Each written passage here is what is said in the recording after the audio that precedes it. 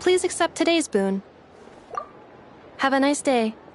Are Paimon's eyes deceiving her? Or is that Inefa handing out food for the Frost Moon Scions? Hello there. Would you like a feast of the moon, along with some snacks of the day? So, what's new, Inefa? It was only a few days ago when we last saw you, but it looks like you've joined the Frost Moon Scions in that time. And I know too? What are you talking about, Paimon? We're just here to help, duh. In the wake of the disaster, it's all hands on deck. We responded to Lama's request for support. At times like these, the smallest good deed can inspire others and help them through the hard days ahead. And we're using eggs and heating tubes to make that a reality, in true Krumkake Craft Shop style!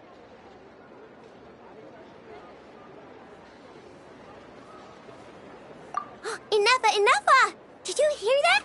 The Traveler said I did good. The Traveler! That's because it's true, I know. Proposal. If you can resist eating today's dessert, I will provide you with compliments, too. No way! Well, that proposal got shot down quickly. I need something to get me through the hard times, too, you know. Mom! Yes, dear. Go right ahead. Excuse me. Could I take a photo with the robot lady? She helped us get safely out of Notcry, and she helped us get back home, too. She's the best. Of course she is! And since I'm the whiz kid who built her, that makes me even better than best, right? But you stole my snacks, though. Oops. Shall we move to the open space near the center? The view there is better. Thank you! Aren't you the better pick for this job, Flint's? You underestimate yourself yet again, Master Ilua. Not at all. I rarely come by Nasha Town. I don't know any of the big shots here. All in good time. Socializing is a step-by-step journey. But you're much further ahead on that road, aren't you? You're not seeing the full picture. You know the truth now. My friends do not understand my habits. There is no question about it. The Lightkeepers need a representative in the League. Someone who is upright, cares about other people, and can realize their self-worth through group action. You say it like you wouldn't make the cut. I am most flattered that you think I would. Sigh a little less, Master Ilua, and have more faith in yourself. All the Lightkeepers agree that you're a very promising young man. That is precisely why Starshin and Nikita felt safe delegating such important work to you. I'm sure we all also agree that we would sooner die of dehydration than manage to wrangle anything out of you in a discussion. My apologies. I am not in the habit of bringing water with me when I go out. Whatever. I'll take the job. By the way, who else is part of this? Oh, it's quite the who's who of Notcry. There's the Moon Chanter of the Frost Moon Scions, the boss of the Curatorium of Secrets, a representative of the Voynich Guild, and even someone from the adorable Krumkake Craft Shop. I'm sure you will find speaking with them to be a genuine pleasure. If you say so. I've never done this work before, so I'm honestly a little scared of making mistakes. But I'll do it. Not only is it our duty as Lightkeepers, but Because I want to make Nodcry a more welcoming place. An admirable attitude to take. The beacons are lit, Itlua. We're but one step away from breaking through the blizzard. We have the chance to band together and build our shared homeland into an Elysium. This is unprecedented for Nodcry. An opportunity not to be missed. Yeah. You're right. I'll do my best. Quite a few familiar faces have arrived. Let's go, shall we?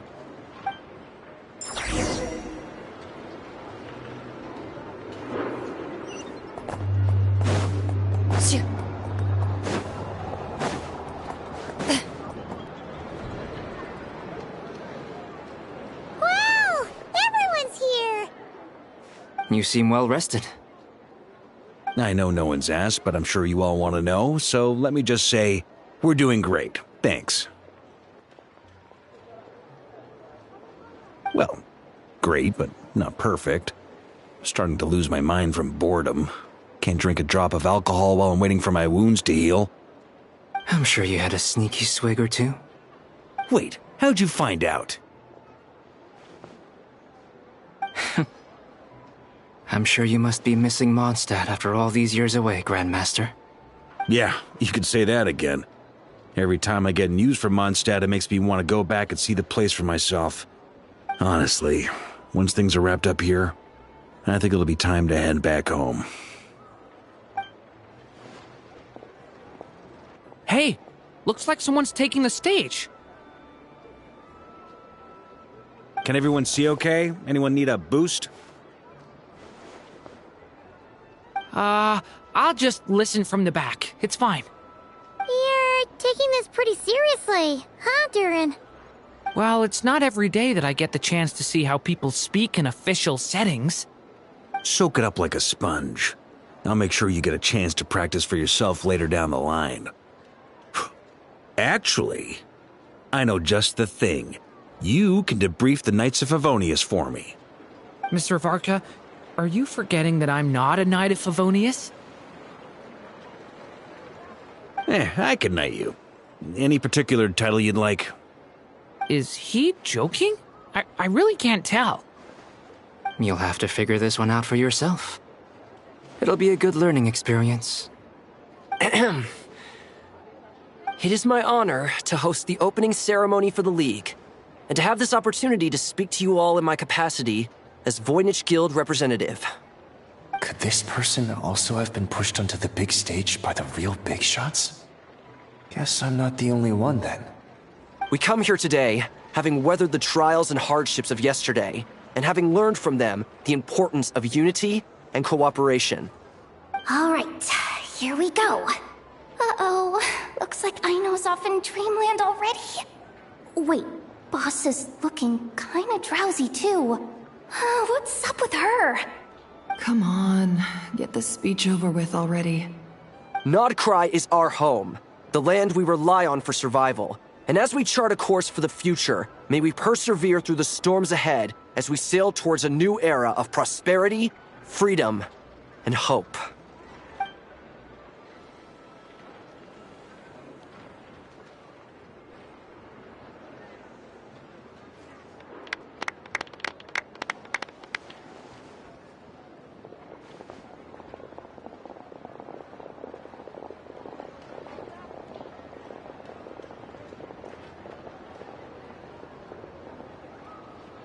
Looks like we'll have more opportunities to travel in the future.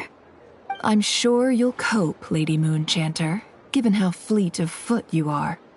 Unfortunately, I suspect I'll be too busy at the Curatorium to act as your host. We have a busy schedule, not to mention an international network of contacts to manage. That'll be all right. I'll just check your schedule with Yehoda well in advance. And if she's not available, I can simply ask Ashru. You... So giving my employees extra workload isn't enough for you? You're really going to drag my cat into this too? I thought you'd approve. Aren't you forever increasing your employees' workloads? That's a bold statement. Are all the Frost Moon Scions feeling more audacious now that your moon goddess has returned? Columbina's return has brought joy to all who care about her. That includes both you and me. As for the Frost Moon Scions, we are learning how to thrive independently, without relying on the moon goddess. It is up to us to make our home a more livable place. Joining the League is one of the steps we are trying towards that end. I like the word try. It's nice and non-committal. You can opt out at any time and still say you tried. You don't see a bright future for the Frost Moon Scions? Or did you mean the League? I'm just not as optimistic as you. The Frost Moon Scions should count themselves lucky that they have a leader as stubborn and enterprising as you. But Nodcry's a big place, with all kinds of people. Most of them don't enjoy answering to a leader, or even listening to reason. Well, that's where you and your methods come in. Unless the Curatorium of Secrets is only here for appearances. For now, yes. And that won't change until this venture becomes worth my while. What would make it worth your while? Getting out more than I put in. Right now, I'd barely break even, but I'll grant that it's a good start for Nodcry. Then maybe it's worth a try. All right, you can stop now. Or do I have to join the Frost Moon Scions before you'll get off my back? You'd be very welcome to join us. Hey, you two! Congrats on all your hard work! What are you chatting about? Nefer was trying to dissuade me from adding to her employees' workload. Also, she's considering joining the Frost Moon Scions. Sorry, what? Your conversations are always the most interesting.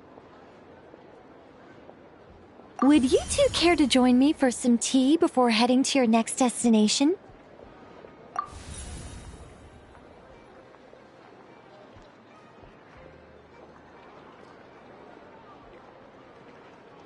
Nicole? Wait, where are you? Aren't you gonna show up today? Sadly not. I'm otherwise occupied right now. I'm sorry, Paimon. I can hear how disappointed you are. If it's any consolation, let me say that how things appear on the surface is a far cry from what they are at their core. Perhaps you'll feel better if you focus on the fact you have a special line of communication with the great mage herself.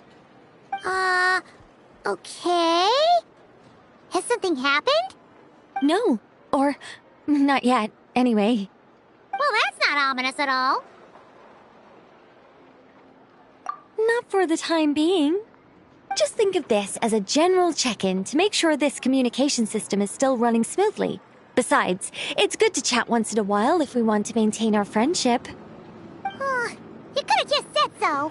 Haven't got all worked up for nothing. Still, the best friendships are built through face-to-face interaction, you know. It's never gonna stop being weird having tea with you when you're not there and just talking to thin air. All right, fair point. I'll bear that in mind for next time. Yeah. Any update on that crisis at the world's borders? Alice just informed me that they had their work cut out for them. And now everyone's thoroughly exhausted. But they did finally get things back under control.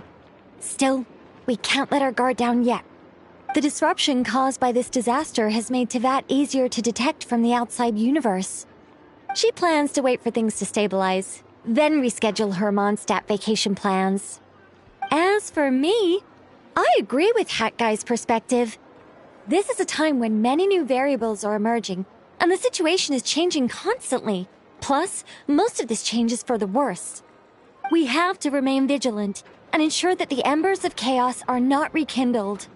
I did notice that the energy in Nodcry changed somewhat after the War of Funerary Flame, but since it was still aligned with the Light Realm, I never gave it a second thought. it looks like I'll have to examine the connections between phenomena I observe more closely in the future.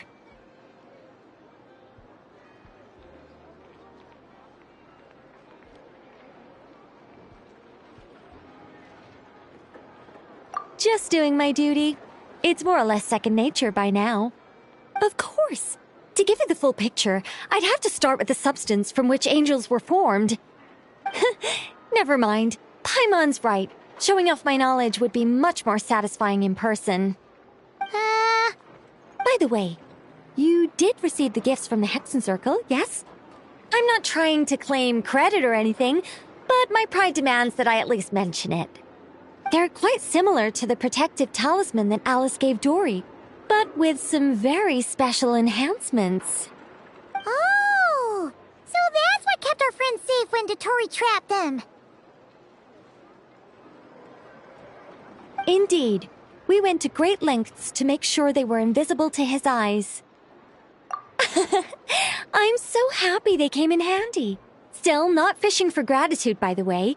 I just want you to be aware that sometimes your friends may be protecting you in ways you cannot perceive.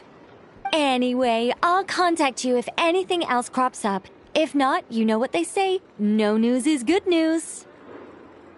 Oh, my angelic instincts are tingling.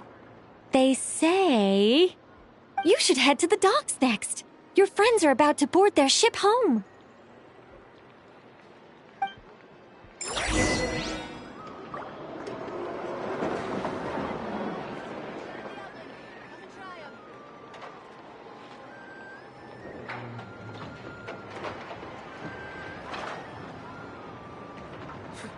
The winds of freedom blow too strong.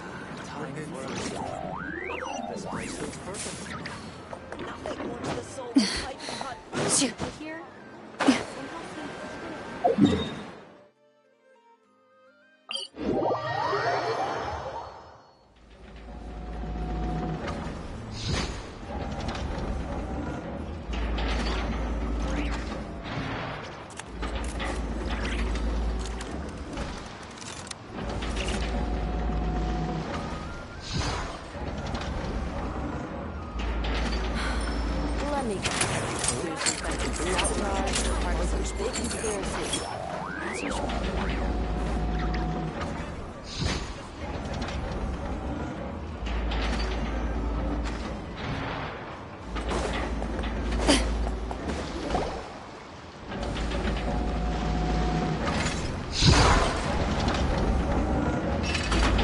You're here.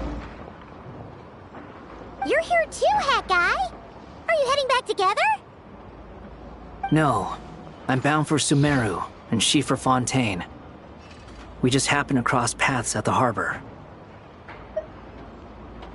Everything seems fine. Sandrone may have an abominable temper, but she's always been very responsible with important calculations, and things entrusted to her by valued friends. You always speak as if you know us inside out, Mr. Hat Guy.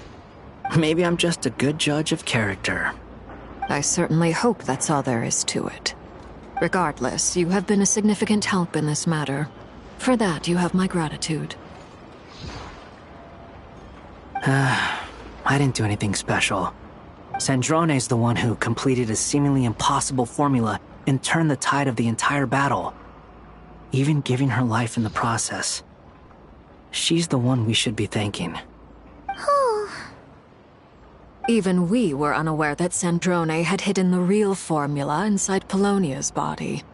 She managed to fool Dottore into thinking the formula was running in her system by installing an identical-looking decoy within her. She probably realized that she didn't have the strength to stop Dottore. But this way, she could at least get him to lower his guard. She always worked like that. Always had a backup plan. Well, that's why I'm traveling to Fontaine. She made a request of me long ago, and the time has come to fulfill it. Think of it as her will. She said that should she ever fail in a mission, she'd like me to deliver her core and Polonia's to the Fontaine Research Institute. She also mentioned that she had made arrangements for people there to set her affairs in order. Some of her personal effects, such as her notes, were left to me. I've decided to take them back to the House of the Hearth, for safekeeping primarily, but also as mementos, I suppose. However, there is one book among them that I'd like to leave in your care. I'll have someone deliver it to your residence at the flagship at a later date. No, I was specifically warned not to tell her. This is her last wish, and I will abide by it. I can only hope so, but none of us here can know for certain. I bade farewell to Columbina earlier today. As promised, she turned the iridescent moon's marrow over to me. She spent a long time with Sandrone's body, saying her goodbyes. Oh, is she alright? Sandrone's passing has left a great wound in all of our hearts. It will take time to heal, but Columbina surprised me. She offered me some words of comfort before I departed. Despite being grief-stricken herself, she showed an awareness of the feelings of others around her. She never used to act like this. Clearly, she has grown. And I suspect that we have you to thank for much of the change we are seeing in her. Huh. After these recent events, the Tsaritsa has revoked the Pale Star Edict. Snezhnaya now realizes that the arrest warrant for Columbina was just a ploy by Dottore, who coveted her powers. I shall return to Nodcry to see her as soon as I find the time. I hope that from now on, she too will explore more of the world. Columbina Hyposelenia's journey is only beginning. My ship is here. Traveler, Paimon, we shall meet again. You too, Hat Guy. What are you still bumming around for? Isn't Columbina waiting for you? I thought today was the day you'd agreed with her to go find out the truth about your sibling. You're afraid you won't like the truth when you see it. Well, this is new. I was starting to think that nothing could scare you. Don't say that! Wouldn't you be if you were in this situation? Fair point. But I'd say I have more experience facing up to unpleasant truths than the Traveler. They say blood's thicker than water. I know how much you need your family back. More than you need any of your friends. And I'm sure that all your real friends understand that too. No matter what the truth turns out to be, they will stick by you and support you, whatever decision you make. Finding the truth is important. But more important still is what you choose to do once you've found it. At least, that's the life lesson I've learned from my experience, grappling with the truth.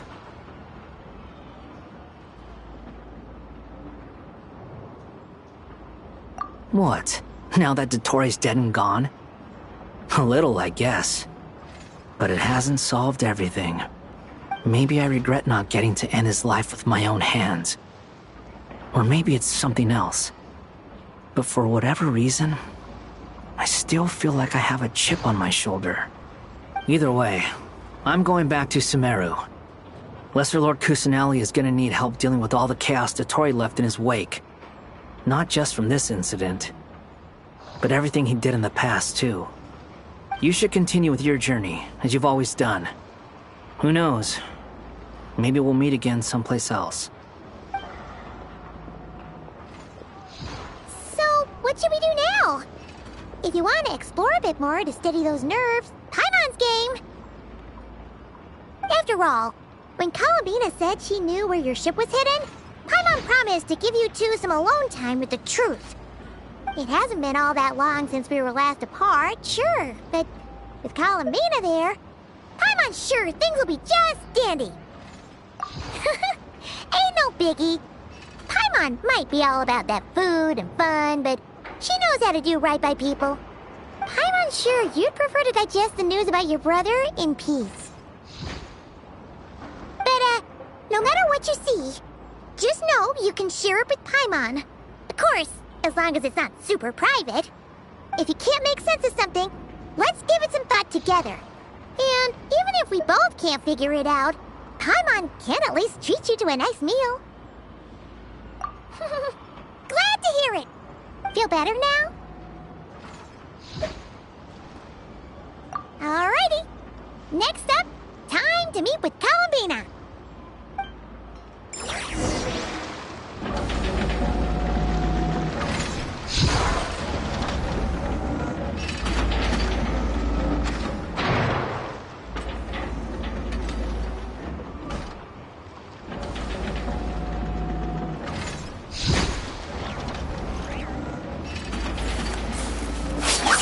I'll catch you anywhere.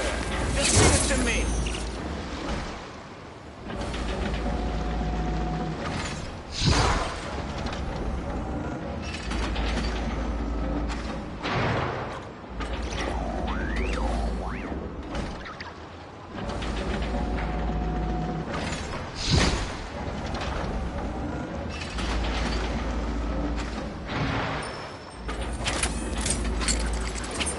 I'll catch you anywhere. Just leave it to me.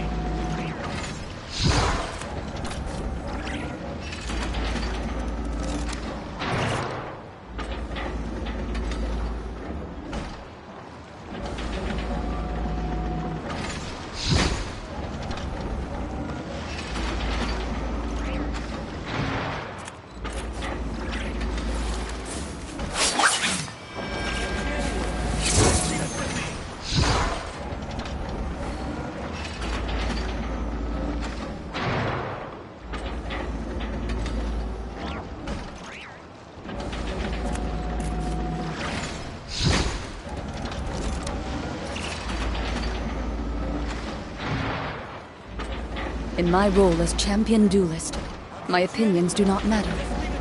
For when I draw my blade, I am but an instrument of Fontaine's law.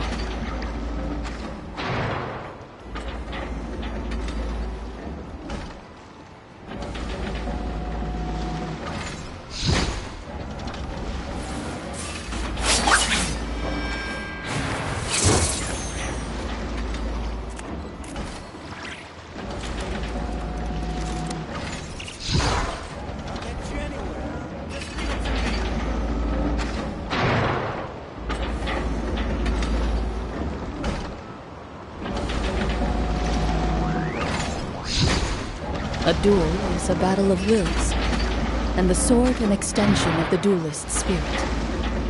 If your heart recoils in fear, then your sword may as well be in its scabbard, because you will not wield it effectively against your foe. Just leave it to me.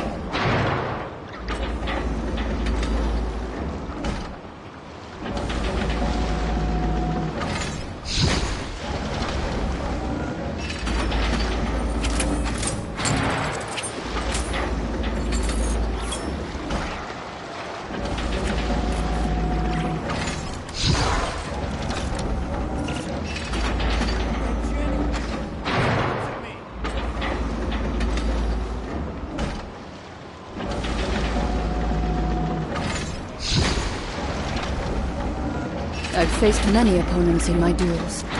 Most of them I defeated. The rest surrendered. No, I have never lost a duel.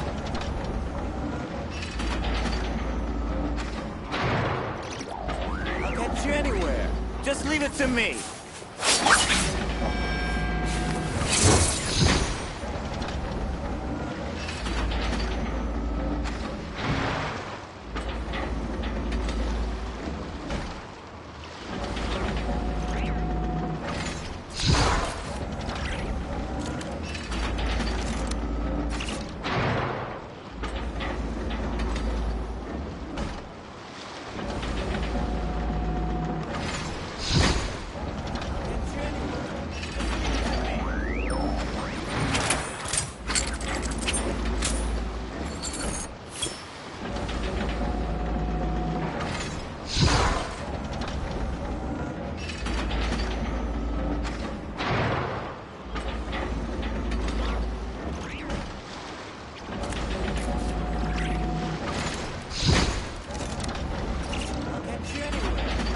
A duel is a battle of wills, and the sword an extension of the duelist's spirit. If your heart recoils in fear, then your sword may as well be in its scabbard, because you will not wield it effectively against your foe.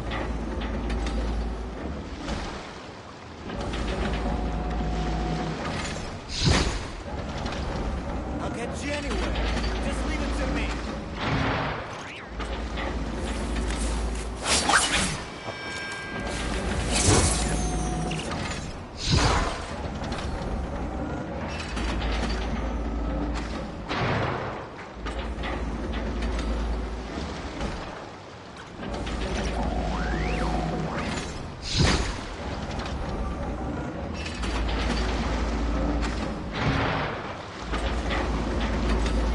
In my role as champion duelist, my opinions do not matter. For when I draw my blade, I am but an instrument of Fontaine's law.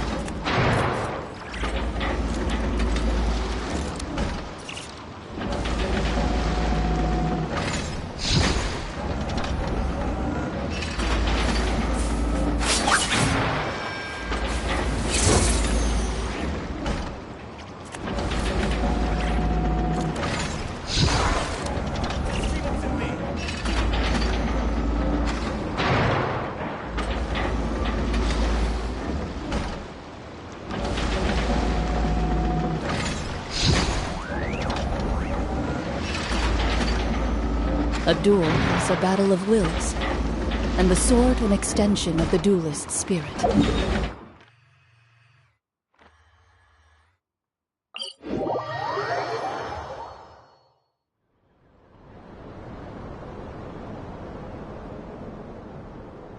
Columbina, we're here! Can't quite believe we're meeting out here. We've gotten used to walking over to Silver Moon Hall whenever we go see you. Well, you're still welcome to go there whenever you want to see me. It's just, now that it's all over, I've decided to make some changes. Try and fit in with the Frost Moon Scions, like Llama suggested. The older generation are still timid around me. They don't dare get too close, and they bow their heads when I walk by. But things are much better with the children. I see more curiosity in their eyes. Hopefully, by the time the next Moon Prayer Night comes around, I can enjoy the festival with them as myself, without having to pretend that I'm only dressed up as the Moon Goddess. You'll do fine, Columbina. Paimon's sure they'll realize you're super nice once they get to know you better. You really think so? When we first met, you thought I was a little up in the clouds. We were just starting out then, come on! So Llama told you, huh? I'm only teasing. I know that I have you to thank for pulling me back down to solid ground. It feels good to finally stand firm on the earth where I was born. Oh, that's great!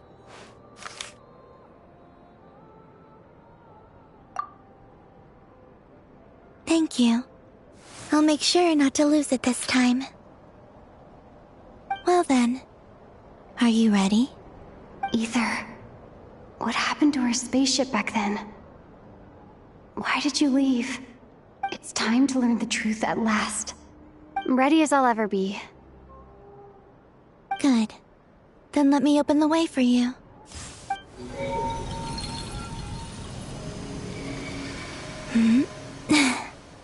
Where does this lead?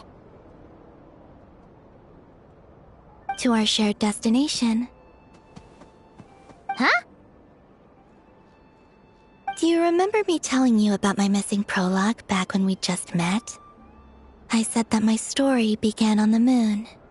But while I was inside the moon's reflection, I realized that my prologue was really hidden in the future. I just had yet to discover it at that point. The story of the time before I was born was in fact the story of my distant future. It's truly fascinating. But When I obtained the Trilunar Authority and returned to our present reality, I sensed something I hadn't expected. Your prologue. So you mean... Yes, your spaceship. All this time, it has been hidden on the Frost Moon, which lay beyond the sky.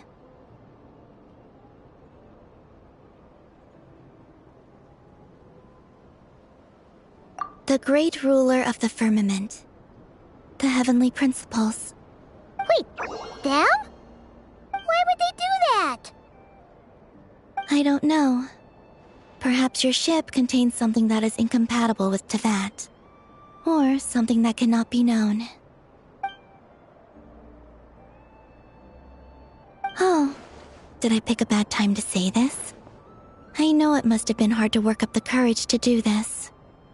Maybe I should have waited until you were on the moon, with no chance to back out. That would have been kind of mean, you know.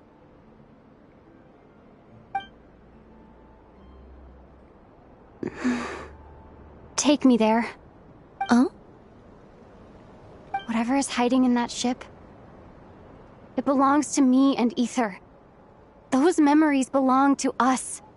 No one else has the right to decide whether I should or shouldn't know about it. Not even the heavenly principles. Very well. Then let's go. Yeah, you two take care, alright? And don't forget to come back soon! Rest assured, Paimon. We will. Traveler, after you. Thinking about the story that we'll find hidden on the moon? Yes. And hoping that it has a happy ending. Stories like that don't exist, you know? You don't believe in happy endings? I don't believe in endings.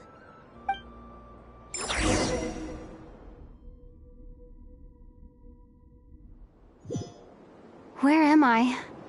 This is the pathway I built between Teyvat and the Frost Moon. The moon is very far away from us, so it could be a long journey.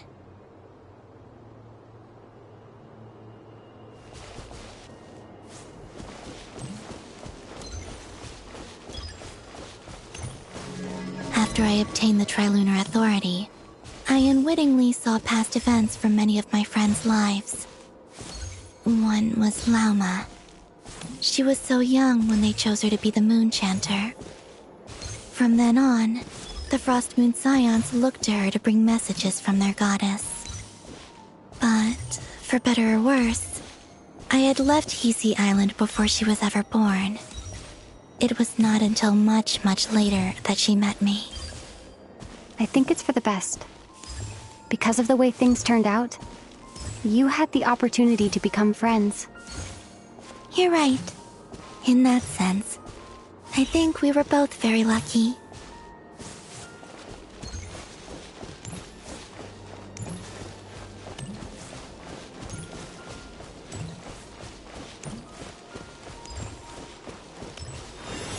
Oh, and about that mage, Nicole.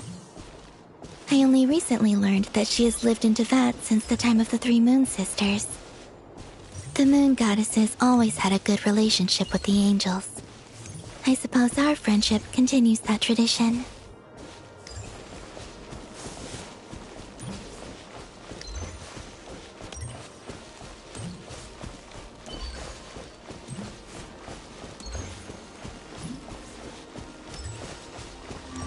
And then, there's Sandrone.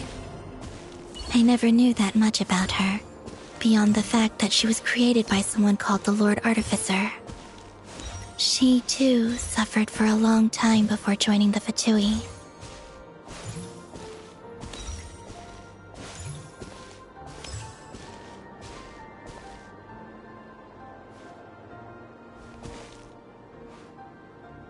How I wish I could talk to her again. Even if only to hear her say nasty things to me.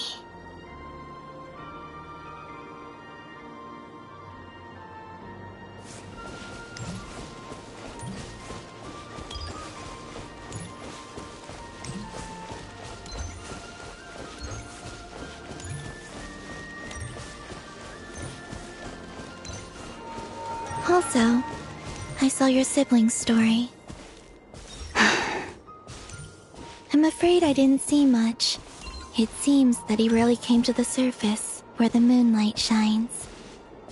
But I did notice that back when you first set out on your journey, he would often appear nearby, gazing at you from afar with a guilty look in his eyes.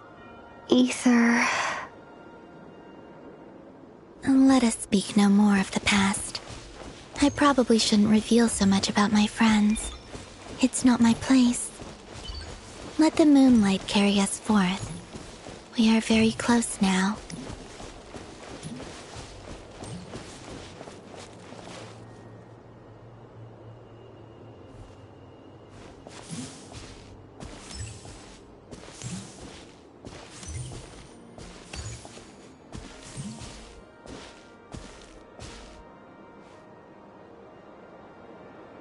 After this, I'd like to bring some kuhenki to the moon as well.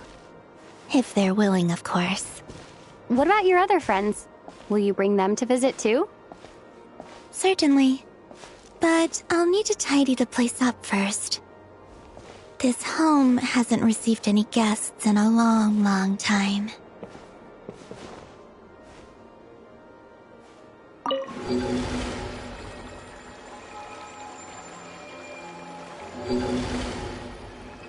I remember writing something similar with you on Moon Prayer Night. I believe it was called... Dodoko's Whirligig. Yes, that was it. You asked me if I was afraid to return to the moon, and I said that I was. The idea that I had gained something precious, only to lose it so quickly. That frightened me. But I'm not afraid anymore. Besides, this time, we're traveling together.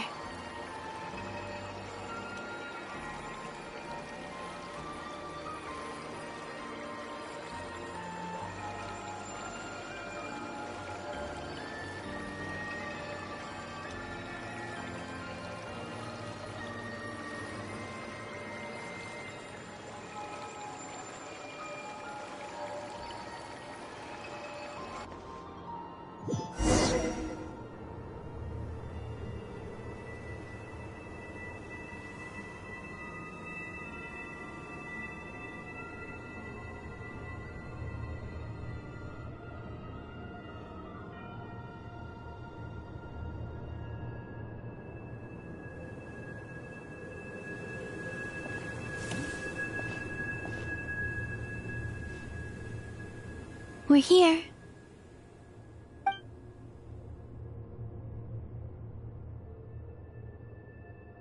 Over there.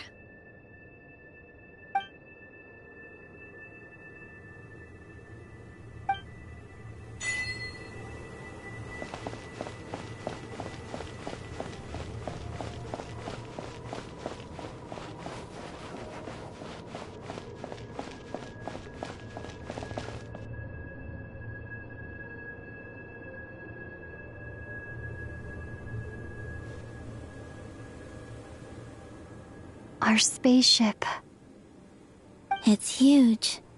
I suppose that the moon is the only place one could hide it. It'll be all right. Huh? The way you feel in this moment, I went through it too, on Moon Prayer Night. The door was right in front of me, but I struggled to find the courage to step through. Solitude for me once meant living a life in which even I was absent. Before I met you, that was the only life I knew. But that night, solitude meant throwing away the life I had gained after meeting all of you. Columbina. Go. Retrieve the part of your life that was once lost. Trust me, you will lose nothing by doing so. Look, Tevat is right there. All of our friends are down there, waiting for us. You're right. Thanks, Columbina.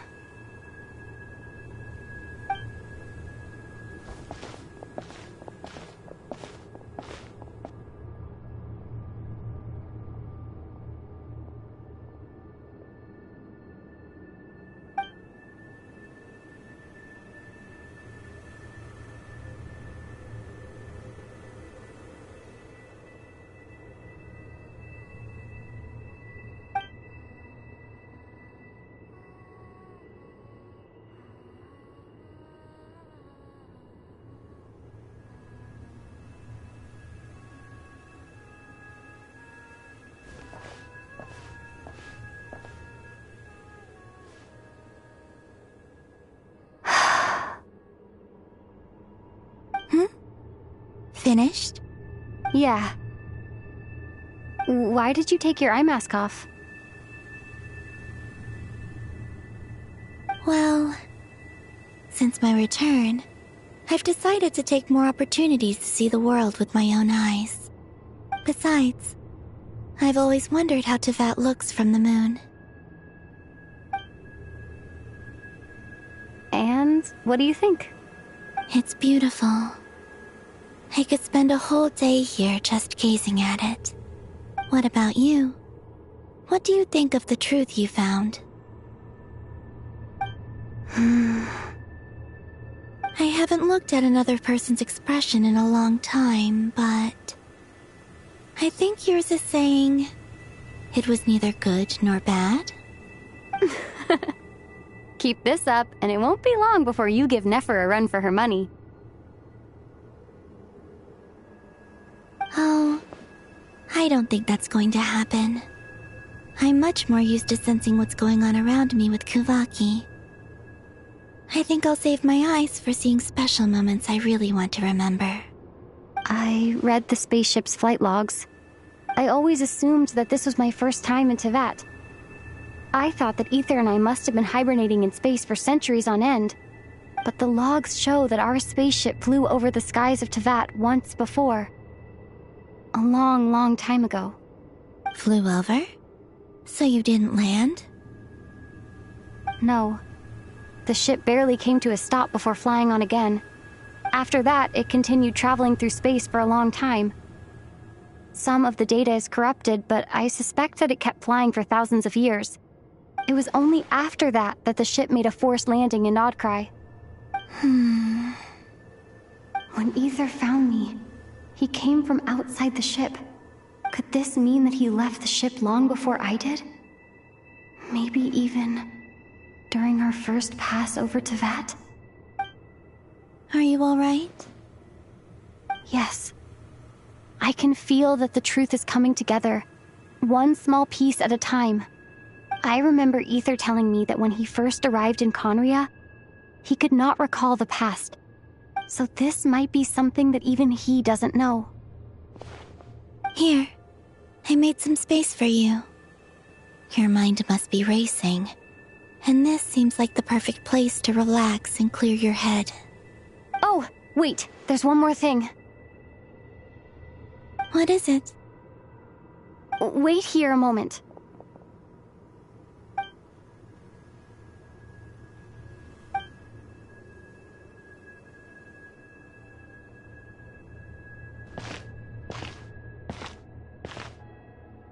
Hey, Columbina.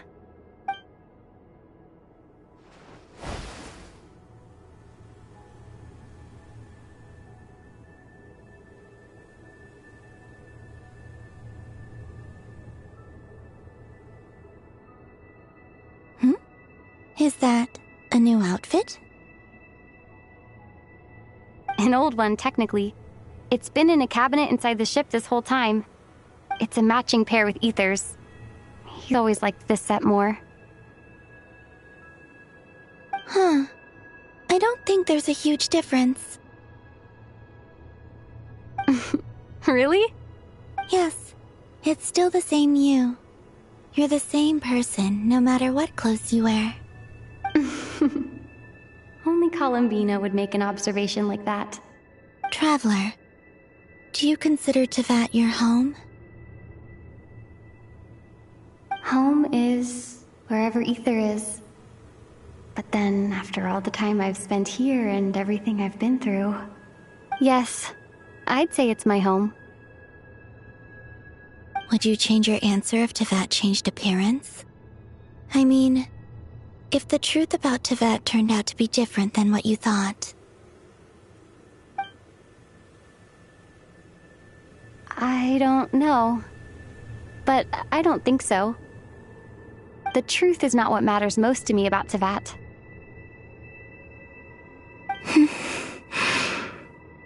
When I was first born, I longed for a home. And when you get something before you're mature enough to understand the world, you just take it at face value. I thought that a home was a transaction. You give me what I want, and I'll do the same for you. But you and your friends taught me what a true home should look like. You never asked for anything, yet you gave so generously to me. That's because your friendship matters to us. It was worth it. In the past, I thought that my birth in Nodcry must have been a mistake. But after journeying to the distant past where the story began, I realized that it was I who chose Nodcry to be my future home. Now, I am glad that I made that choice. I'm sure your friends are just as glad. In fact, I intend to make the same choice today as I did back then. What do you mean? Well, I've given the Eternal Moon's Marrow to Lauma, and the Iridescent Moon's Marrow to Arlecchino. And now, I shall return my Kuvagi to Nodcry again, that it may continue to protect my chosen home. Wait, but what about your body? Oh, are you worried that I'll disappear again? I won't. Not this time. The Frost Moon has now entered the fall sky, and I am the Trilune Goddess. I am only returning to Nodcry the part of me that it needs. I am giving what I can, because my home is worth it. Oh, and I have something for you, too. For me? Yes. Come closer.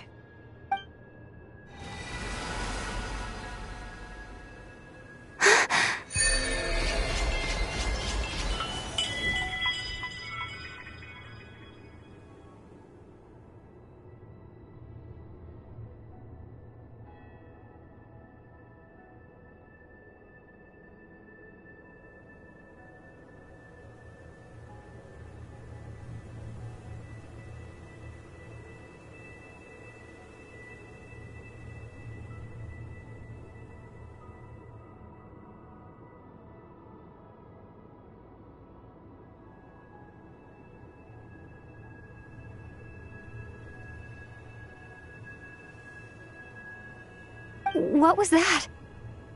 I lifted some of the restrictions this world placed on you. I trust this will help in your future adventures. My power. It feels like it's grown. I can use the elements more freely now. Thank you. This will be a great help. You're welcome. I see you as family, and after everything you've done for me, In fact, no. It's not because I owe you. It's because you're worth it. Here, this flower is for you.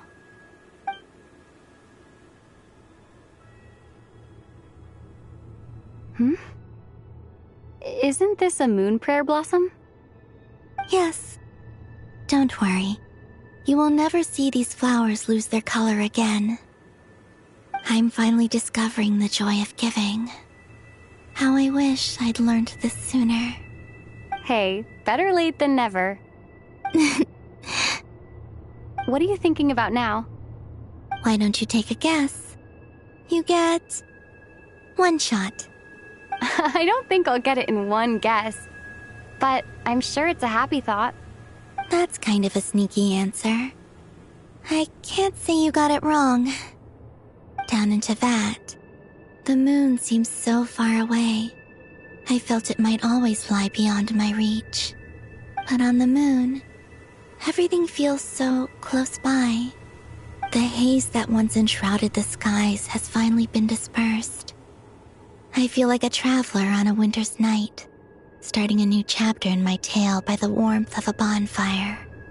I don't have a lot of luggage, but I do have a lot of hope for the future. Well, what's next? Next? To start with, I want to stay here just a little longer. After that, let's return home and continue our journey.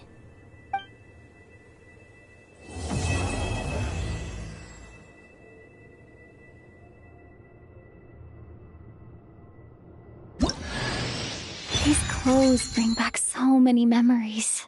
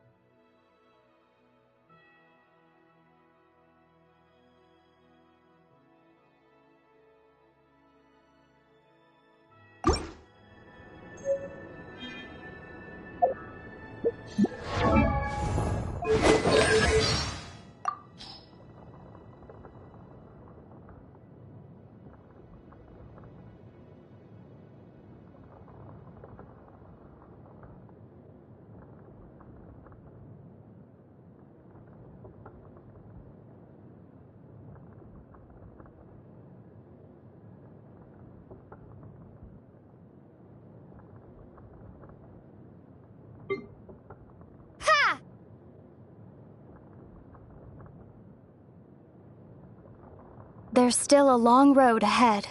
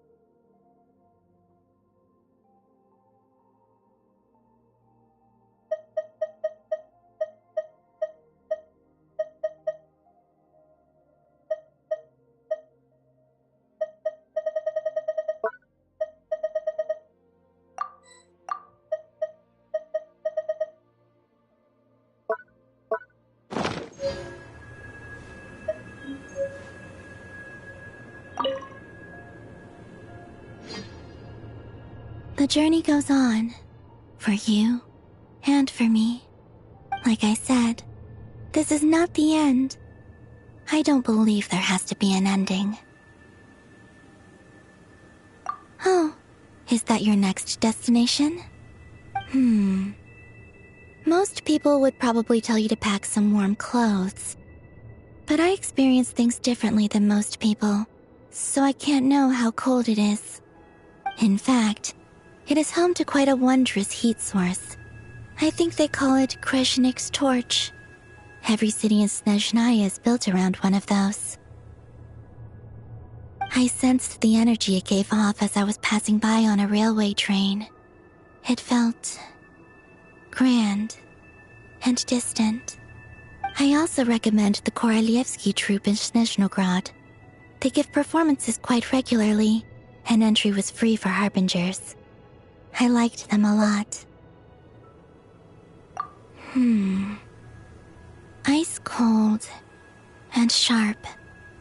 Crystal clear in some ways, yet profoundly unfathomable in others. Like the thick layer of ice on top of a frozen lake.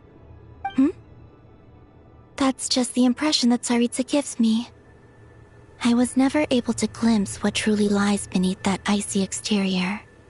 In fact, I don't think the people of Snezhnaya even know what kind of power their god wields. Maybe that's because the Tsaritsa herself has never acknowledged, nor accepted that power. There's Regrator, the Rooster, and the Jester. Between them, they control a lot of what happens in Snezhnaya, but I can never wrap my head around how exactly power is split between them. I just know they are each responsible for many specific domains. I noticed that the Rooster and Regrator often appear to get along on the surface, while working against each other in secret. And theirs is not a friendly rivalry. But I wasn't particularly interested, so I tended to keep my distance. Now that I think about it, the term Mistelton often seemed to come up in connection with Project Stuja. Once things settle down in Notcry, I'd like to explore the world beyond Snezhnaya. You've told me so many stories about the other places you've been to, and all the friends you've made there. I'm curious to visit those nations and see them for myself. It would also help me learn more about the journey that has made you into the person you are today. Okay. As you continue on your journey, don't forget to gaze up at the moon once in a while. It is, after all, no longer an illusion. It shall cast down its true moonlight, connecting us in truth.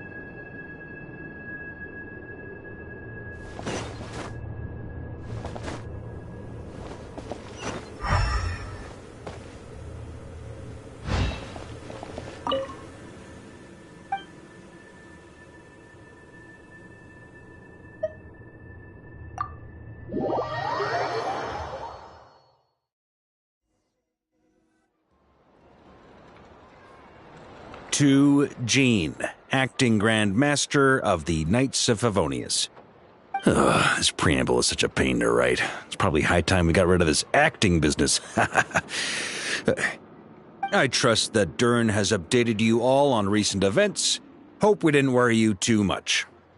The good news is, we managed to come together and put a stop to the Doctor's evil schemes. With that, I think it's safe to say that Notcry is finally out of the woods. As for the Fatui, not counting the Damselette, aka the Moon Goddess, who has left their organization, we found ourselves allied in this instance with both the Knave and Marionette. May she rest in peace. As ever, we find ourselves better off for making friends rather than enemies. But until we can ascertain the Tsaritsa's true intentions, the future remains uncertain. In a short while... Wait. How am I meant to surprise everyone if I tell them in the letter that I'm heading home? Well, that would be a huge waste. Okay, got it. I will begin sending the expeditionary team back home in waves. I'm sure they'll be able to answer any questions you still have. I hope they won't gloss over the details of my many heroic deeds. But if they do, I'm sure it'll be because they're just too exhausted from the long journey. I think of Mondstadt daily. Please give everyone my best regards. P.S. The honorary knight went above and beyond this time. Are there any other honors we can give her? I'll leave it with you. P.P.S. Please be extra nice to Klee for the foreseeable future. I cashed in on the last favor that the Hexen Circle owed us, so we need to earn some more goodwill. If there's any serious problems, feel free to stick me in solitary confinement when I get back. I'll do the time for her. Whew. And that, as they say, is all she wrote. End of an era. And with the moon shining down brighter than ever, I think everyone is going to sleep well tonight.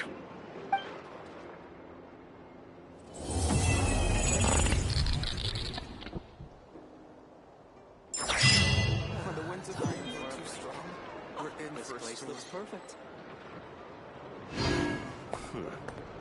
I wonder how the food in Pyramida tastes. Somehow seem even freer than those in Mondstadt.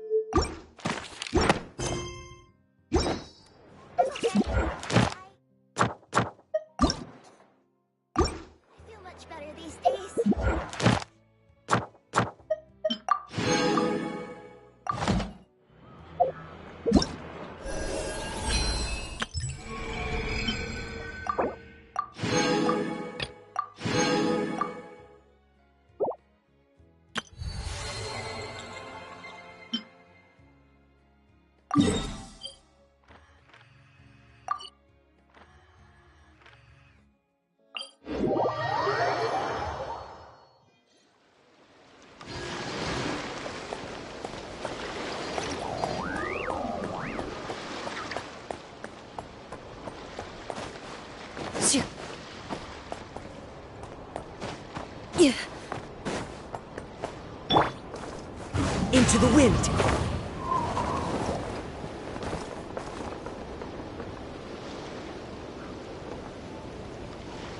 The wind knows me.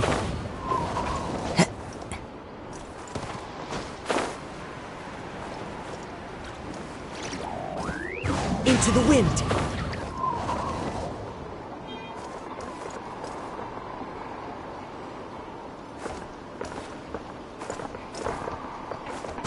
Follow the wind.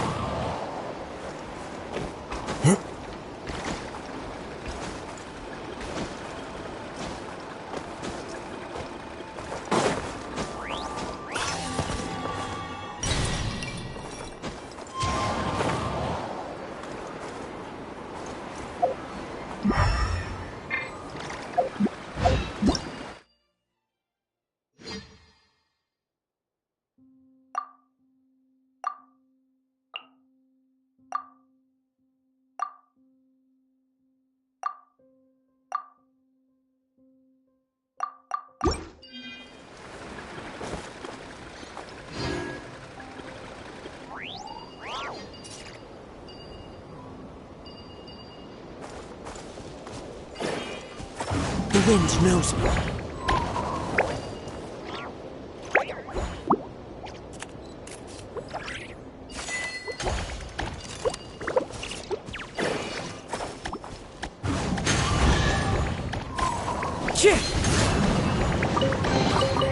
Who says there aren't benefits to a life of wandering?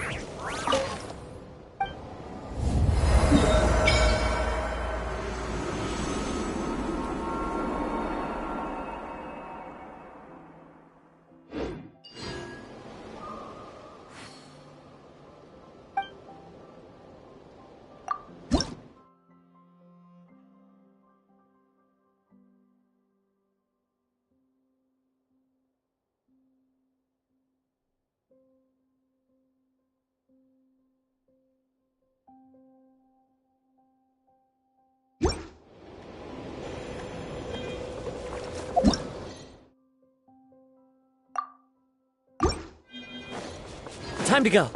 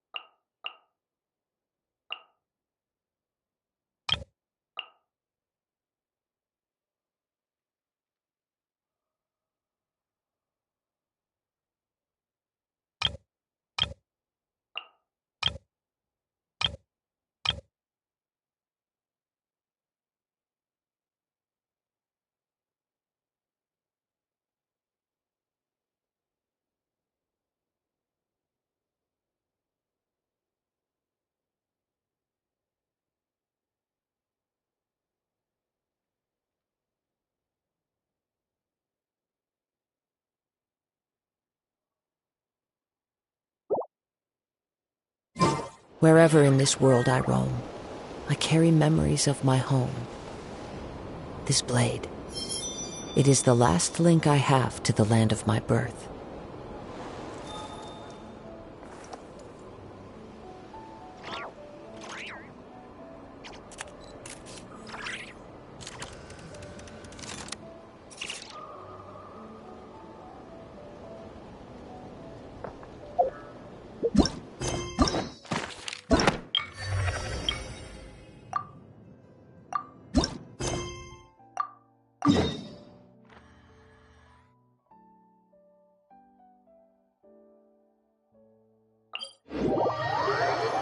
Oh, traveler from beyond this world, will you witness this tale unfold? Alice? You recognize me just like that? Maybe I need to work on my impression. Anywho, come to Star Sand Shoal. There's a little something I'd like your help with. Well, it wouldn't be Clay's mom without a hefty dose of mystery, huh? Let's go see what this is about.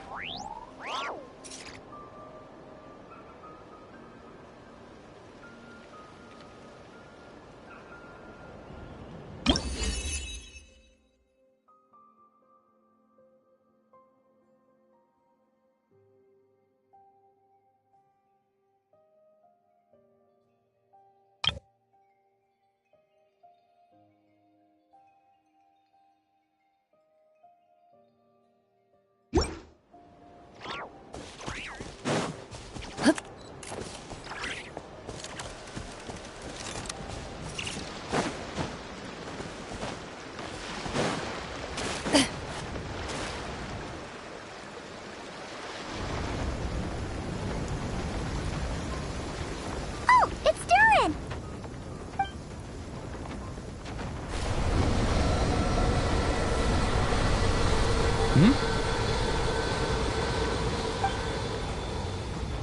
Traveler in Paimon? I'm sorry. I hope I didn't scare you.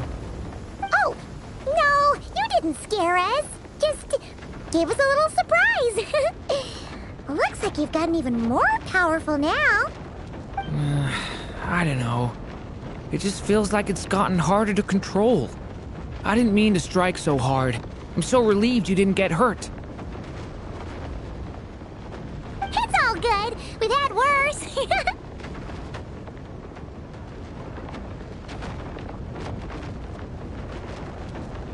Ah, no, don't worry about that. It's been very stable ever since I got this body. Albedo made sure of that. What you saw just now is something that only started happening recently. Maybe I'm still acclimating or something. I'm sure it'll clear up over time. Anyway, what brings you here? Did you need something? Well... The day that the writer and the watcher crossed paths was the day that the magic known as storytelling was born. So, she asked us to come. Miss Alice? Oh, you too? I guess I really do need to work on my impression. Well, never mind that. It's been too long, Mini Durin. And please, that's Aunt Alice to you.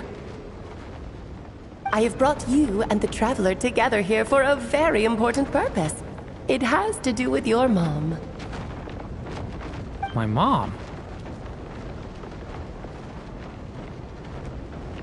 Indeed, fairy tale author extraordinaire, Anya Marie Andersdottir.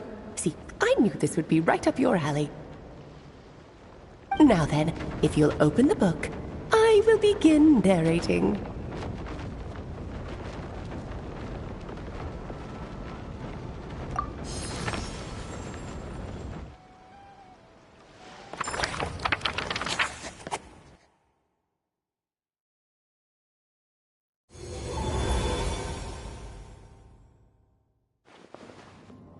Whoa! What is this place? It reminds Paimon of Simulanka. The two are indeed similar. Both worlds were built using the same magic, after all.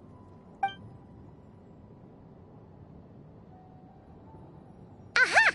So it is Alice! Hello, Aunt Alice? Oh, no need to be shy. Just think of me as one of your mother's dearest friends. You keep talking about stories and magic. What's this all about? Simulanka 2.0 or something? Certainly not. Simulanka was a peerless masterpiece. Without the original author, it would be impossible to create a sequel, even for me. But you are right about one thing.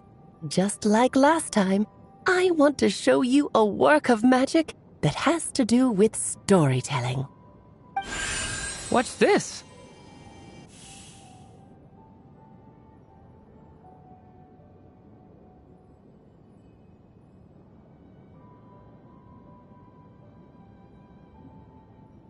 This is your mother's dying wish. My mother's dying wish was a book? Let me answer that with a question. What do you suppose would be a writer's greatest regret? Have you ever read a book called The Little Witch and the Undying Fire?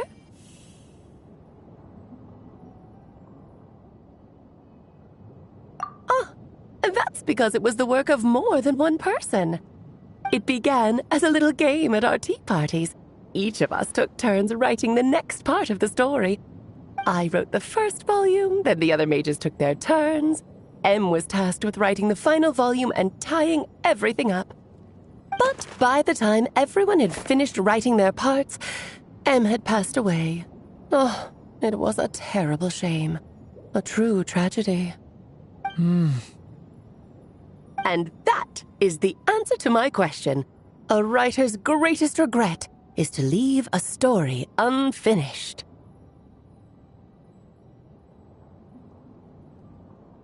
But all is not lost. I couldn't stand the doom and gloom of it all, so I went ahead and wrote an ending myself on her behalf. Then what's this book?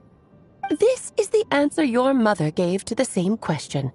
In her eyes, this was her greatest regret. She made me promise that I would bring it to you, because she believed the only person who could resolve this regret is you. So my mother's greatest regret is another unfinished story? You could say that. And I guess resolving the regret means finishing the story? That's one way to put it. Oh, is a straight answer too much to ask for? Her answer was quite the opposite of what I'd expected. But oh, how touching it was. I'd love to tell you what she said, I really would. But that would spoil the plot, and we can't have that. Spoilers ruin everything. Oh.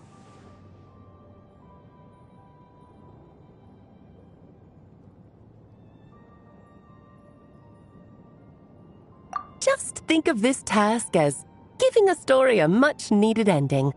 All I ask is that you do your best. I understand. But I only just started learning human script, and I don't have any writing experience at all. Relax. Why else do you think your dear aunt went and found you two such wonderful helpers? With their experience, you'll have so many story ideas you won't know what to do with them. So don't be shy to ask lots of questions. Yeah. If it's to help Durin fulfill his mother's dying wish, then we're in. Aunt Alice, could I ask, what kind of story was my mother hoping to write? I had a feeling this might come up, but that answer isn't mine to give. You'll have to find it yourself, here inside this book. Don't worry. We'll help you come up with loads of ideas. Yeah, let's find a nice spot where we can settle in and read through this thing. We could even get some snacks, too. Oh, the actual process might not be quite the walk in the park you're imagining, Paimon. Why's that? Because when Em created this book, she borrowed my magic. In other words, it's not a book you can just pick up and read. It's a magical book. Its chapters are scattered through memories of the past. Gather them all, and the book will show you its secrets. So, where are we supposed to find these memories? Em left a trail of clues for each unfinished chapter. Follow the hints, and you'll find them. Oh, and when it comes to adding to the story yourselves, you'll need to use this. And this is? This, my dear little Paimon, is the ink Em left behind. Infused with a little of my own magic, of course. If you're planning on writing something inside the book, you'll need it. It's extremely precious, so be sure to use it sparingly. This is all that's left. So we need to search for the memories and keep an eye on how much ink we're using. Oh, it just had to be a wild goose chase, didn't it? Perhaps it's just another form of storytelling. Em was ever so creative when it came to things like that. Just think of it as a little challenge your mom left behind. Who knows? There could even be a mysterious prize at the end of it all.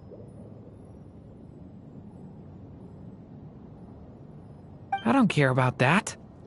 This was my mother's dying wish. Whatever it takes, I'll find a way. Yep. With the two of us by your side, you'll be just fine. Okie dokie.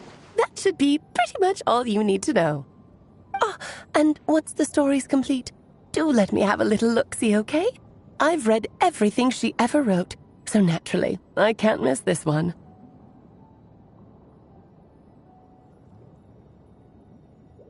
Yeah! Most of the time, you're pretty hard to pin down. Don't worry, I'll know when you're finished. Just wait for me to reach out.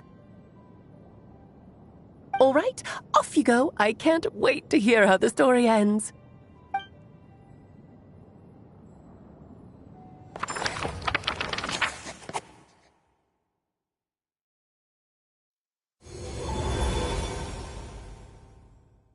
Oh, here we are again. Alice's magic really is incredible, huh? Right. Alice mentioned we should be on the lookout for clues. Huh? A corner of repose for countless tales, watched over by the honor of knights. A place for stories to sleep, perchance to dream, of ancient cities and the epics of ages past. There, a witch once spent a sleepless night, and all to bring forth a story yet untold. Find the place I speak of, for it is where the seeds of this story lie. Was that a riddle? Where do you think this mysterious place could be? Hey, you might actually be onto something. Guess that means we need to head back to Mondstadt? I had a feeling that's where we would be headed. After all, it's where my mother was from, and I bet it's where she wrote this story, too. Yeah, that makes sense. Still, I feel bad about dragging the two of you along on such a long journey. Don't worry about it. We don't really have much going on right now, so we're all yours. Come on, let's go!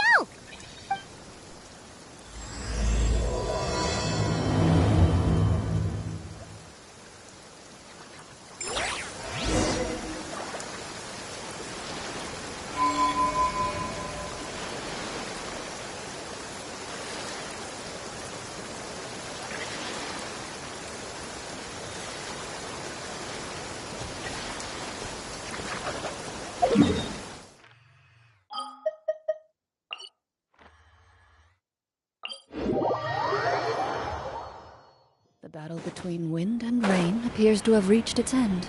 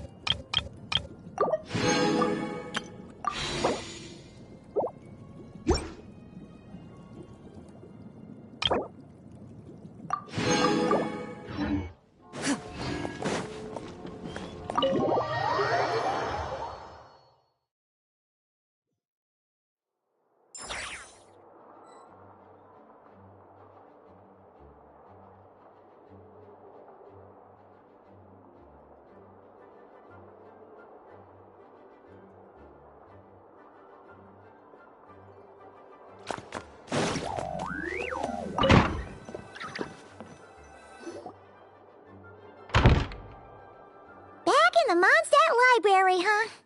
Talk about a trip down memory lane.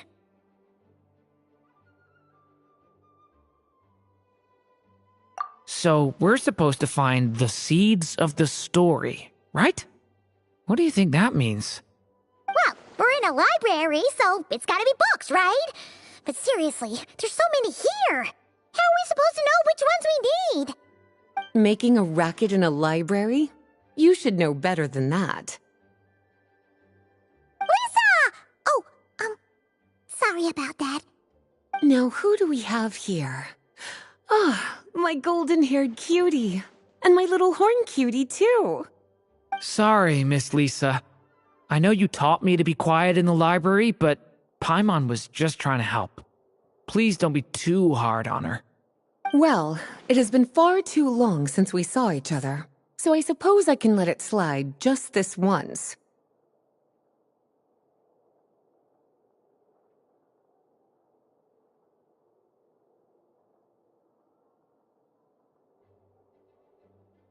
Back when he first arrived here, poor Jean wasn't sure what to do with him, so I stepped in to lend a hand. I figured, if I can handle a boy raised by wolves, then teaching one who's part dragon should be a walk in the park. Nice! Sounds like Durin was welcomed with open arms. Why, of course. Now, let's save the reminiscing for another time. I'm sure you're here for a reason. Did you need to borrow some books? It's kind of hard to explain. Maybe you could take a look at this. Oh?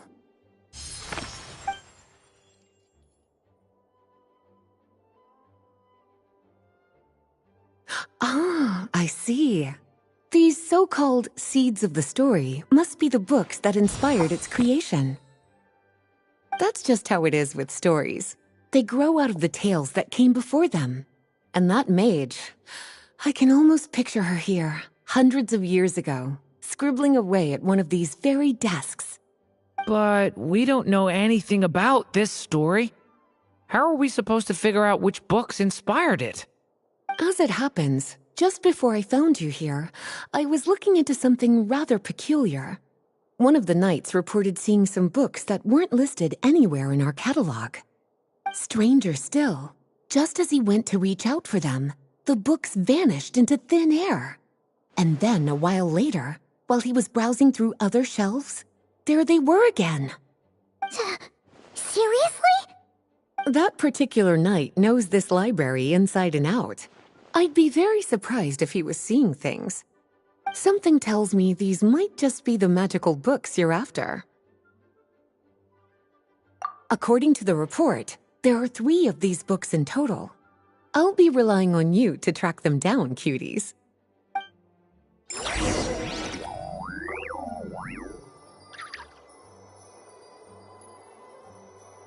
Please be quiet within the premises and refrain from making a racket.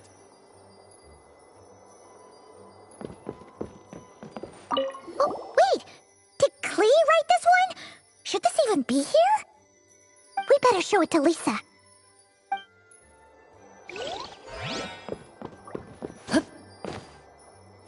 Kinda looks like a poetry collection. But why is part of the title missing? Let's see what Lisa makes of it.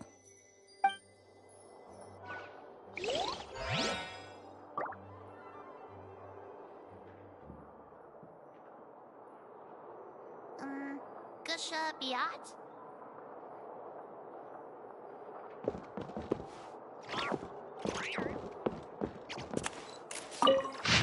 And refrain from making a racket.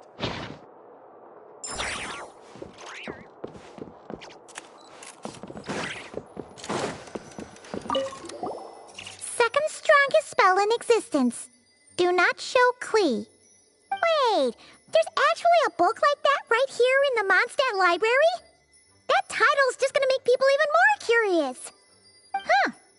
There's definitely something fishy about this one.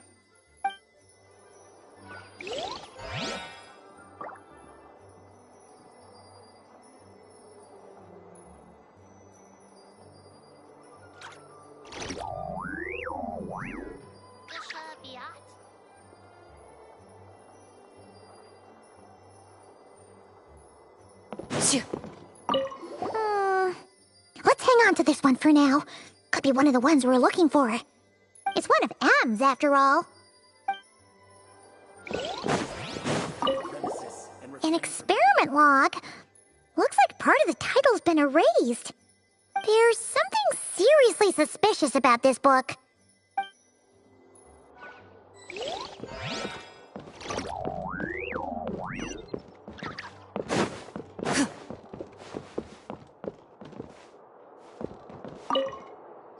Well, did you manage to find them?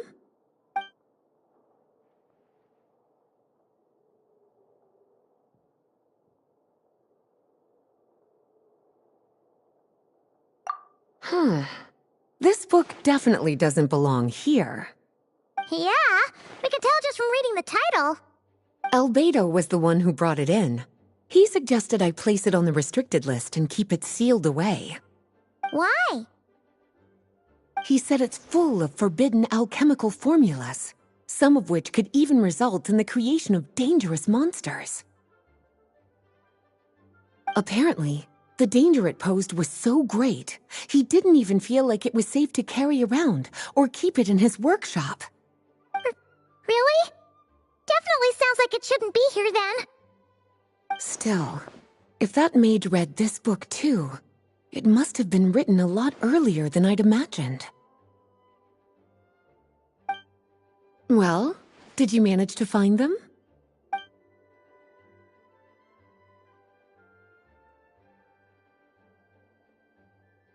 Truly extraordinary, and certainly not the kind of thing that should be just lying around.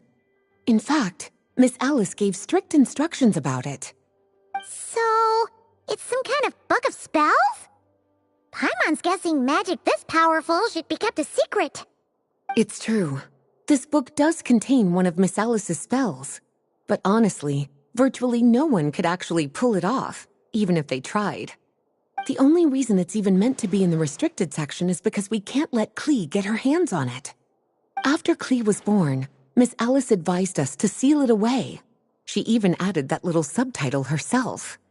So, it's to keep it away from Klee, huh? Does that mean she could use it to cause even more mayhem than she already does with Jumpy Dumpty? No, that's not it. As Miss Alice herself put it, letting Klee see it too early would spoil the surprise. Well, did you manage to find them?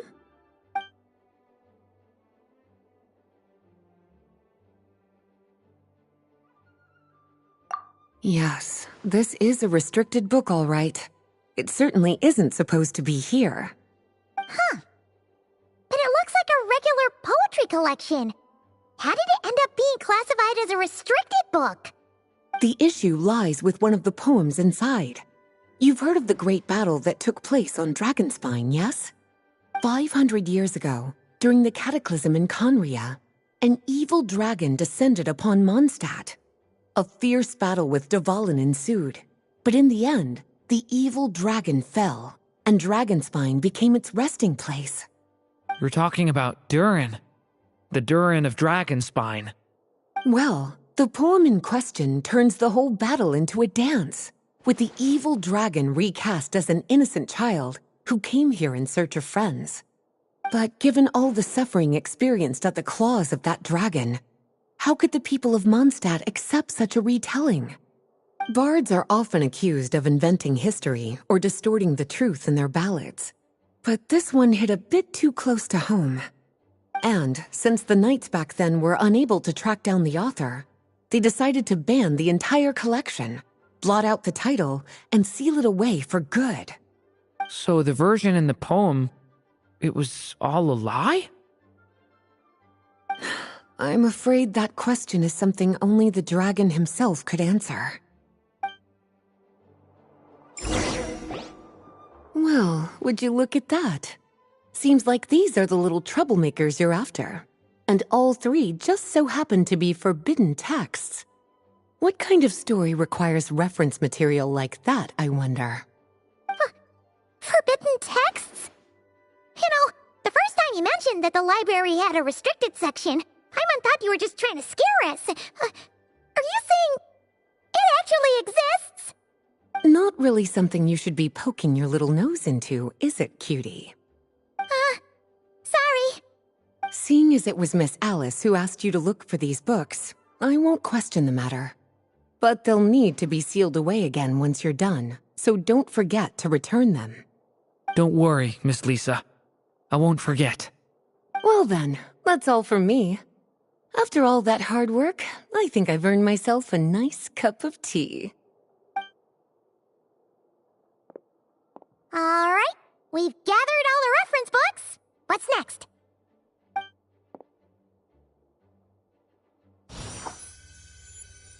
Wait, look!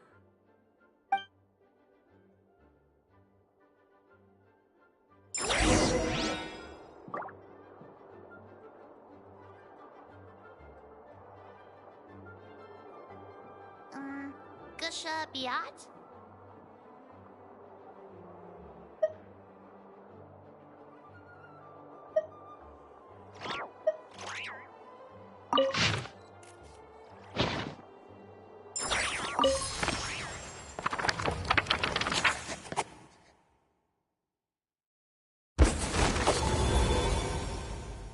Long, long ago, an evil dragon descended upon the human world, bringing terrible calamity in its wake.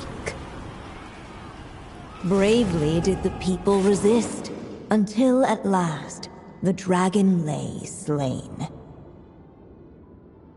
Later, a witch with a love for stories came upon the tale of the evil dragon, and for reasons she could not explain, felt a pang of sorrow on its behalf. For she knew, despite its body being born of wicked alchemy, all along, the dragon's soul was that of an innocent child. Right up to the moment of its death, it had no choice in becoming a vessel of calamity, nor could it fathom the cruel fate that lay before it. Though the witch had a love of stories, she was not pleased with how this one ended. No, that won't do, she thought. I'll write you a better ending instead. And so she set off to do just that, borrowing a little magic from her friend. With it, she wove a dragon's egg, resolving to rear a dragon child of her own. Yet long in thought she lingered, wondering what kind of world her little dragon ought to behold upon waking.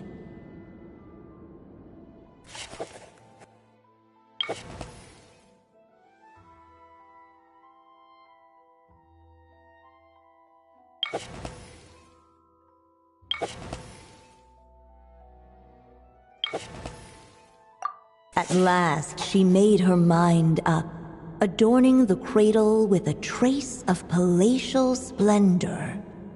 Then she quietly waited for the egg to hatch.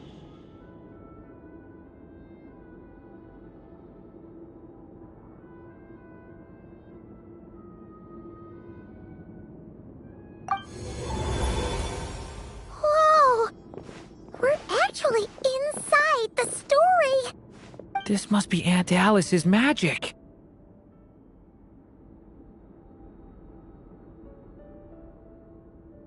Yeah. A story about me? Why don't we just see where the story takes us? All we know is the beginning at this point. Okay. And now a golden-haired traveler, a silvery sprite, and a dragon-born youth step onto the stage. What new chapter will their arrival bring? Whoa! That came out of nowhere! Was that the same voice we heard just now?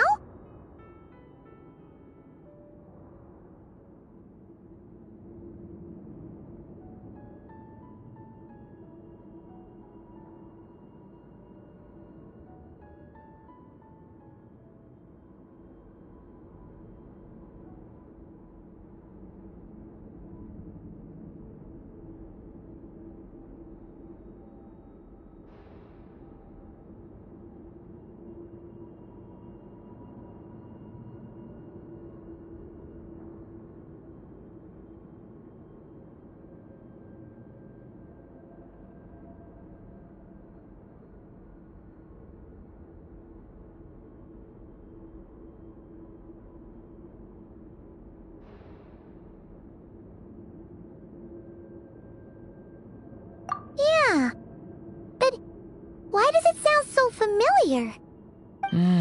I've missed this. It's just like the stories my mother used to tell me. You mean... Em? She used to tell you stories? Yeah, she loved it. Back when she was still alive. Sorry, we should focus on what we're here to do. So, now that we're in the story, what's next? The dragon youth wondered aloud. Yet all he could do was wait for the story to unfold. Of course, there's something to be said for helping it along. Perhaps a little exploration could prove fruitful. Oh! Is that a hint?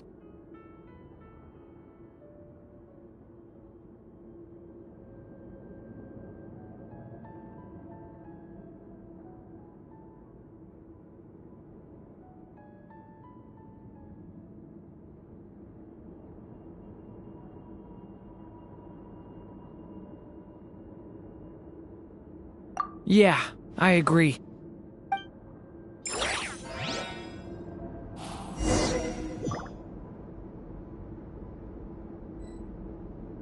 For a moment, the story crashers fell silent. Perhaps waiting around wasn't such a bad idea after all. Yet those who never stray beyond the main plot often miss the fun little details along the way.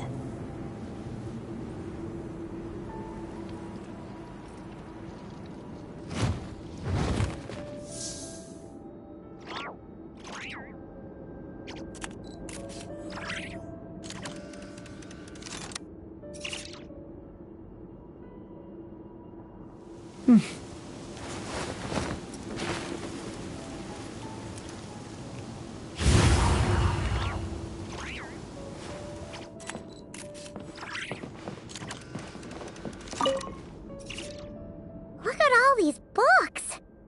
Guessing the witch did a lot of reading while she was waiting for the egg to hatch. It just so happened a dragon egg wasn't the only thing she was incubating here. Where else might a story be born, if not among books?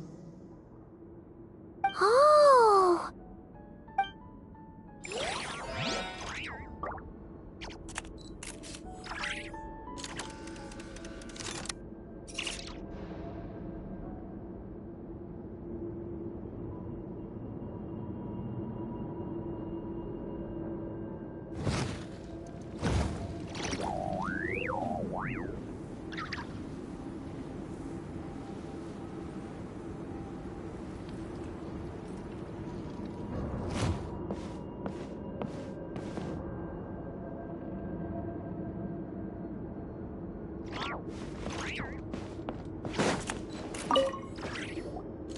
This must be the dragon egg, right? Looks like it's gonna hatch any moment now. So we've got a dragon egg about to hatch, a witch who loves stories, and that evil dragon we heard about at the beginning. Yep, it all adds up. This is my story, isn't it?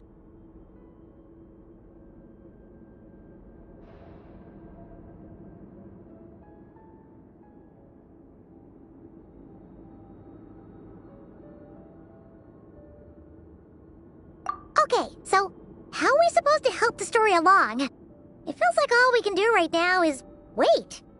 Apparently, it hadn't dawned on the group to look for a way to help the egg hatch faster. Oh, right! We're at the point in the story where we're waiting for the baby dragon to hatch, so that has to happen before the story can continue.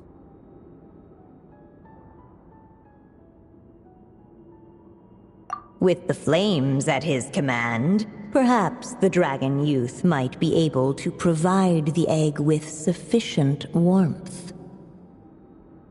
What? You want us to roast the dragon egg? The silvery sprite's surprise betrayed her lack of reading, for in countless tales it is told that only by fire's embrace will a dragon's egg hatch swiftly. Huh, you kinda have a point there.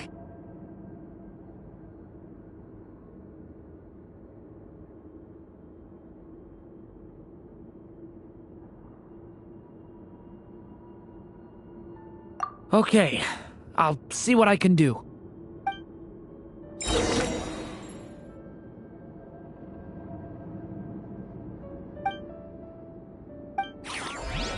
The story has only just begun! Let every unborn life be welcomed with tender anticipation, and may that warmth stay with it for a lifetime.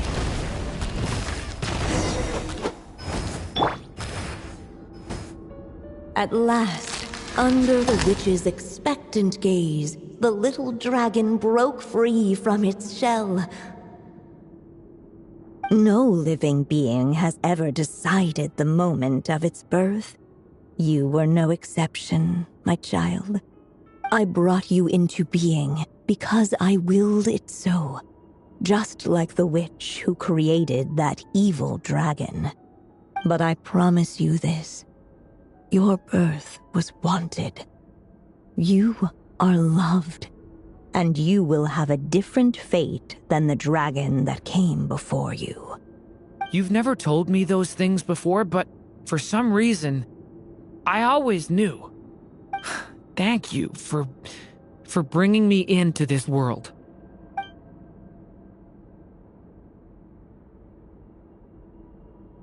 The waiting witch did not feel lonely, for she had 3 visitors by her side. Together, they beheld the hatchling's first breath of life. Holding her dragon child close, the witch promised him a life unlike that of the evil dragon.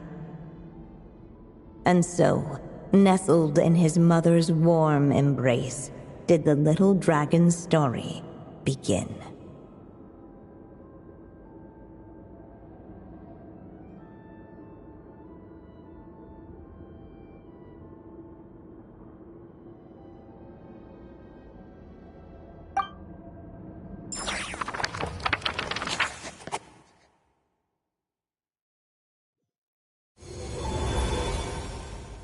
Wait, isn't this Mondstadt? Looks like we're back in the real world. Looks like there's more written on the page now and less ink left than before. So, does that mean we've completed this chapter?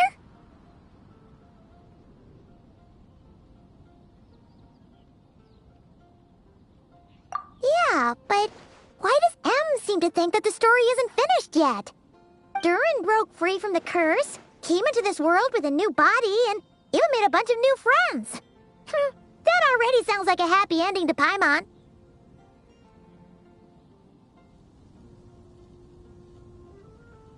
True. Everything's always so mysterious with these mages. Guess all we can do is wait for more clues. Huh.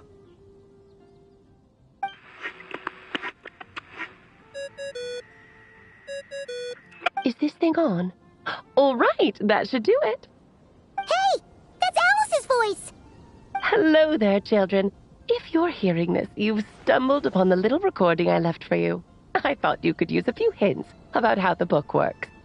By now, I'm guessing you've already begun to leave your mark on the story. You should know, however, that the book needs time to absorb the ink, so the next chapter's clues won't show up right away. Wait, so even magic ink needs time to dry? The good news is, you can return to any chapter you've already completed and continue to explore the mystical, magical storybook world you helped create. Have fun, dearies. Toodles! Oh, man! Paimon was so ready to knock this out in one go! Maybe it's for the best. Sooner or later, we'll end up being whisked off to another world again, and if that happens, who knows when we'll be able to come back. So it might be good to take a break while we can. A break.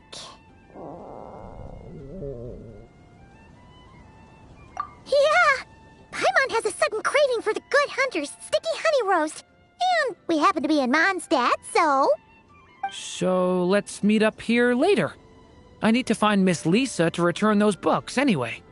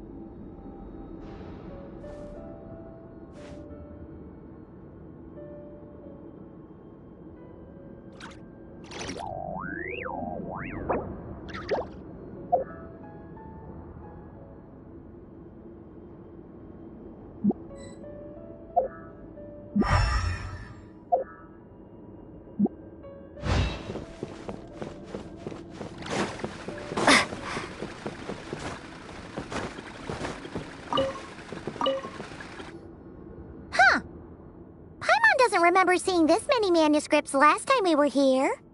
So, she wrote this many books even after Durin was born? Let's see. Weird. Is it just that Paimon hasn't read enough, or were none of these ever actually published? Wonder which story these are for. Well, looks like a lot of work went into it, so it must be a pretty great one.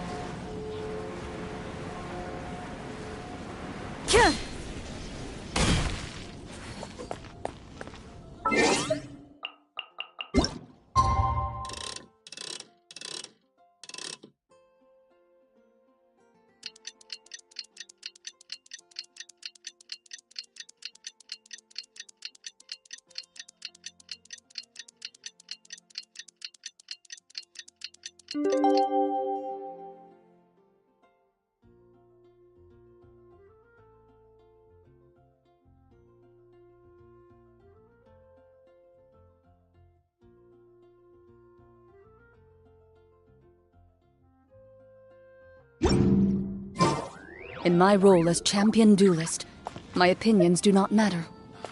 For when Aunt Alice said we can return to the story world at any time. If you feel like checking it out again, just come find me.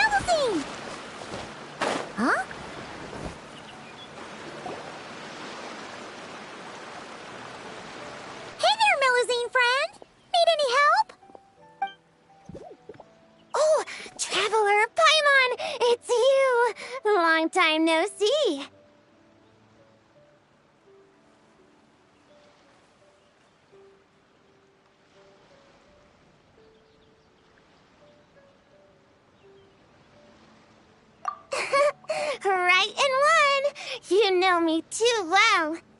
Everyone in Marcy is preparing a surprise gift for Monsieur-level. We're working together to make him a new outfit. I was about to go find some gems and shells to decorate it with.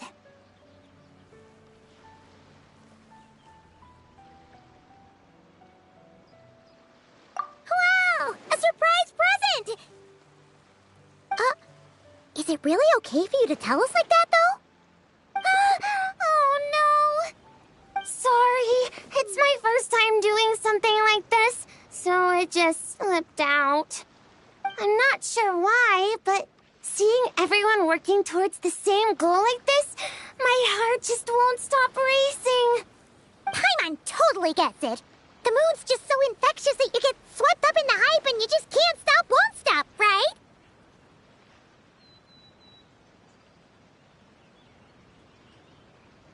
Yeah, it is! We may be playing different instruments, but we're playing in harmony, making the same music.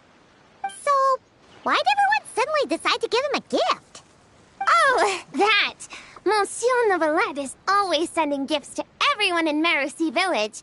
So, after discussing it, we decided to make something for him ourselves.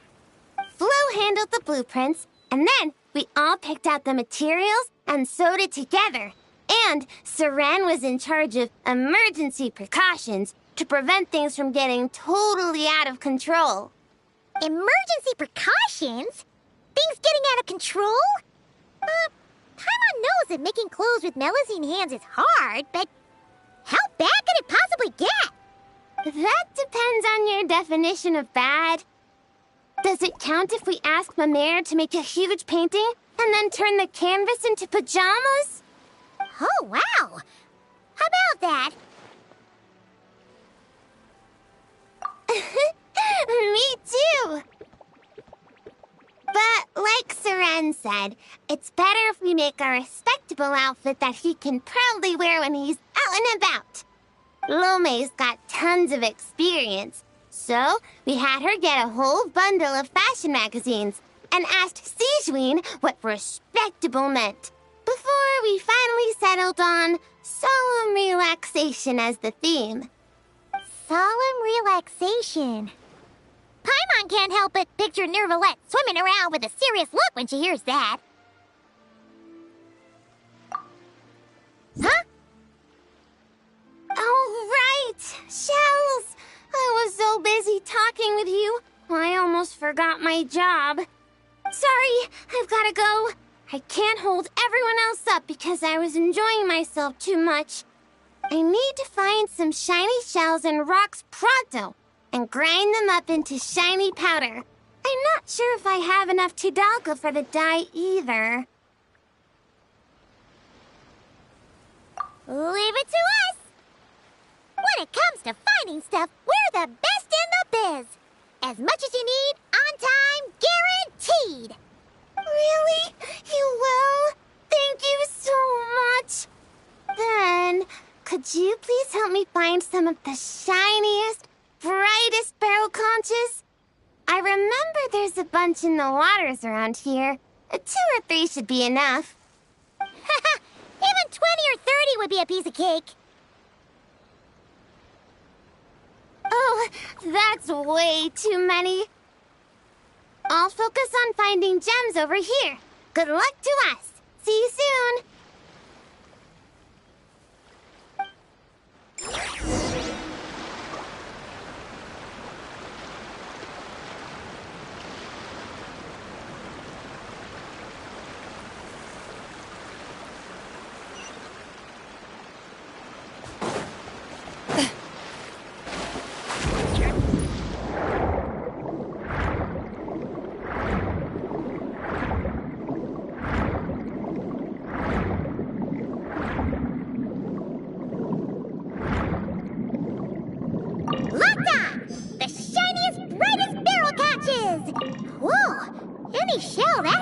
Even underwater? Nice! Shell secured! Not a single hiccup! Ah!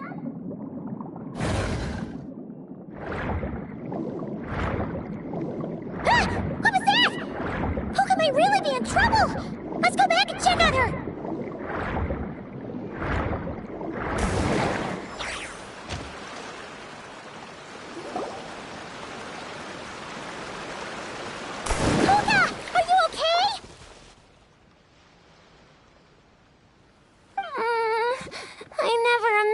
I dig up an armored crab digging for gems.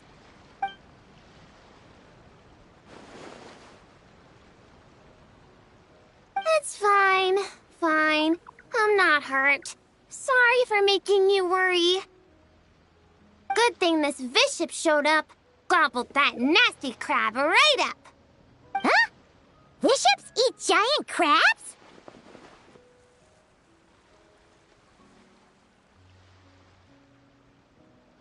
Maybe they don't actually like crab that much.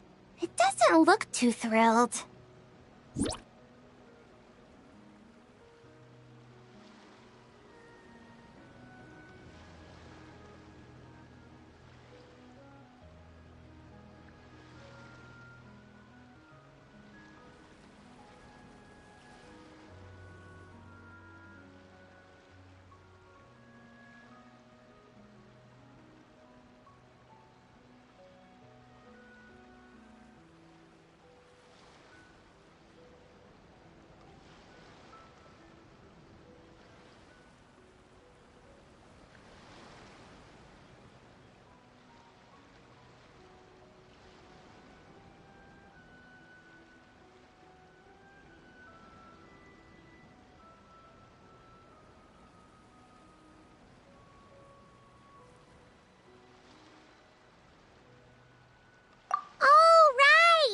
We should be focusing on, why is there a bishop here? No clue. Never seen one around these parts before. Monsieur Novelette warned us that while some bishops are super friendly, others can be really dangerous, so we shouldn't get too close. Whew. Seems I'm pretty lucky running into such a cute bishop like this.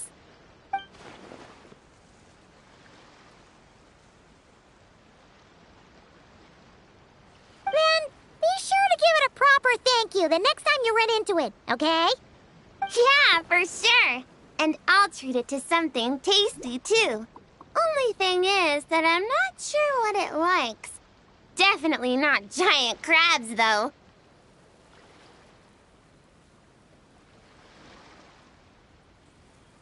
Tidalga? Wouldn't have thought such a big bishop would like something... Whoa! Tidalga! When'd that get there? Huh? So, this pile of Tidalga isn't yours? Nope. Haven't even had a chance to dive in yet. Did some kind soul overhear us and leave it here?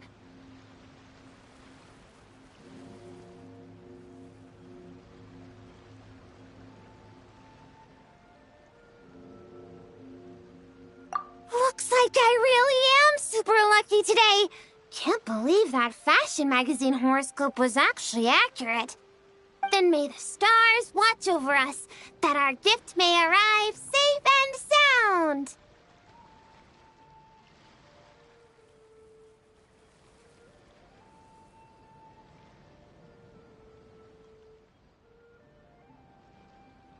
Oh yeah, here!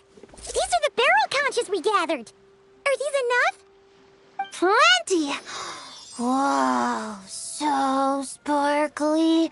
I can barely open my eyes.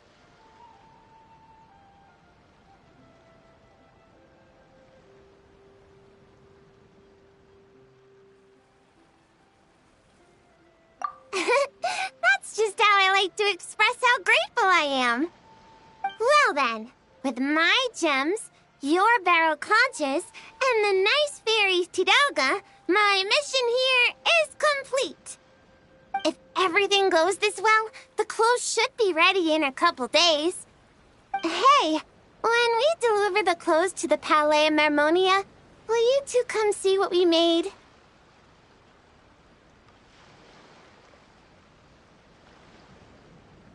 Let's meet up at the Palais Mermonia then. A whole bunch of us Melazines will be there. Sounds great! We'll be looking forward to hearing from you.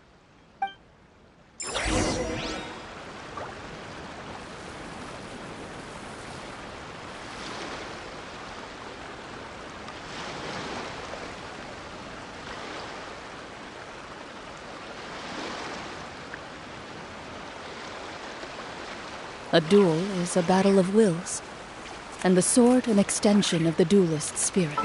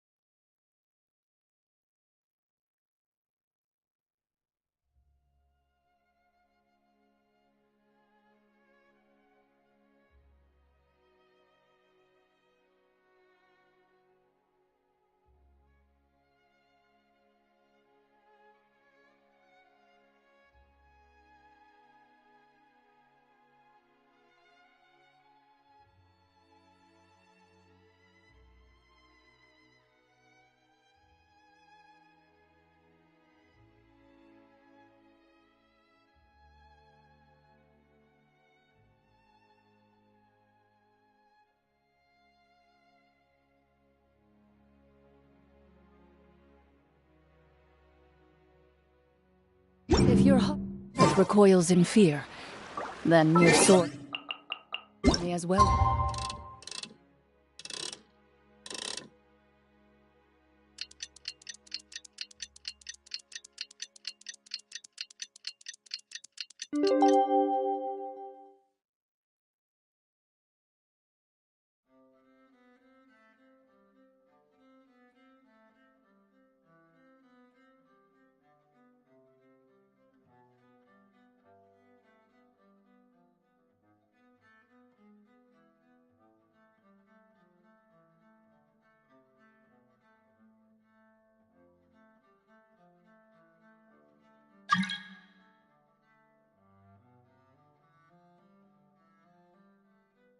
In its scalp, because you will not wield it effectively against your...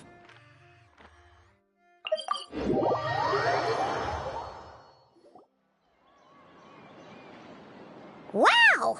It's been a long time since Paimon's seen the Palimormonia this busy. Puka wasn't kidding. There are a ton of Melusines. Huh? Something's off, though. Everyone feels kinda... tense? Excuse me, miss? Mr. Gestionnaire, do you enjoy your work here in the Palimormonia?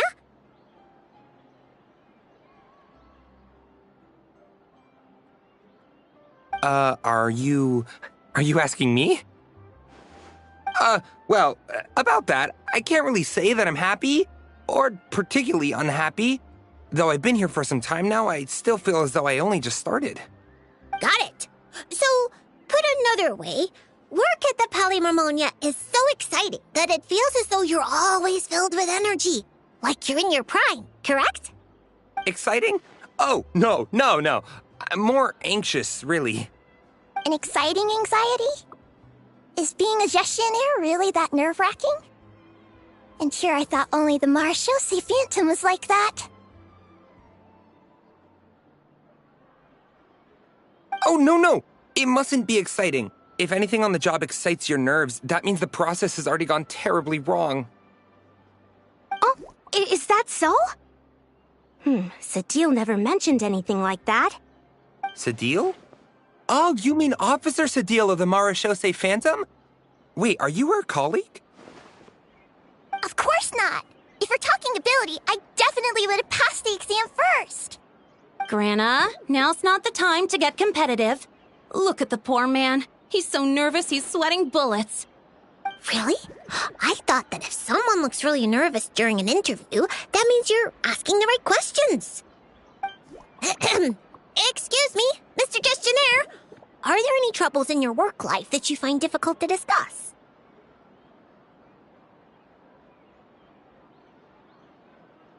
Pardon me, but interview? Am I being interviewed right now? Well, yeah. Oh, no. No. According to regulation, gestionnaires are strictly forbidden from giving private interviews, especially to parties of unknown provenance. Excuse me, Miss Melusine, but might I inquire your full name and the newspaper at which you're currently employed? Special Reporter Lomi for the Buoyant Otter Gazette. You obviously just made that up. Lomi, what happened to truth in reporting? Does the Court of Fontaine really have a newspaper like that? I need to go check the files. My good sir, are you feeling all right? You certainly look as though your nerves have been excited right now. Right! The process! Sorry, good ladies. Could you please wait here for a moment? I need to go find a colleague from the publishing office.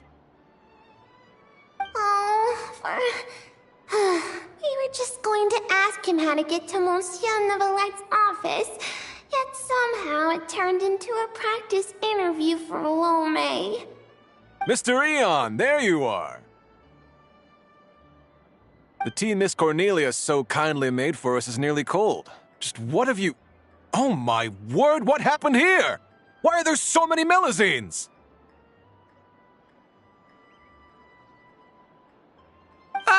Mr. Royalte, please give me a hand. I can't possibly take care of all these Melusines myself, much less give an interview while I'm at it. Interview? I never saw any such thing on the schedule. Which newspaper? The Buoyant Otter Gazette. Oh, really? Yet what you're holding certainly doesn't look like an otter. Of course not. This happens to be the one we're looking for this time.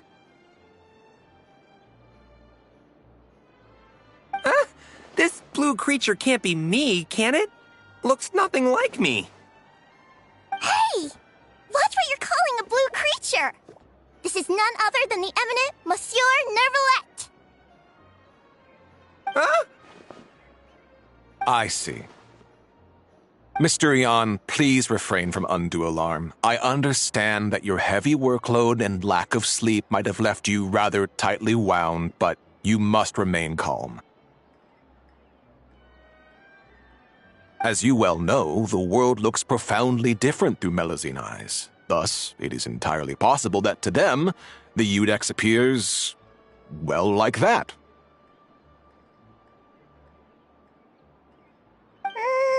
Pretty much. Monsieur Neuvillette actually looks a bit different to every Melusine. So we split the difference. Ah, you split the difference. I see, a most judicious approach. In that case, might I inquire what matter you wish to see Monsieur Neuvillette about? We're here to give him a gift. Gun salute! 21 gun salute from Monsieur Neuvillette.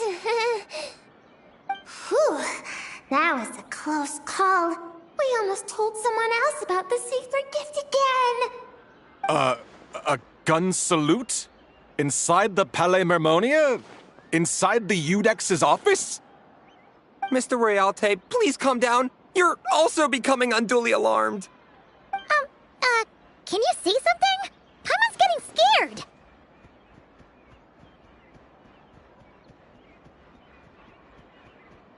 Please don't make Paimon beg! Stop rubbernecking!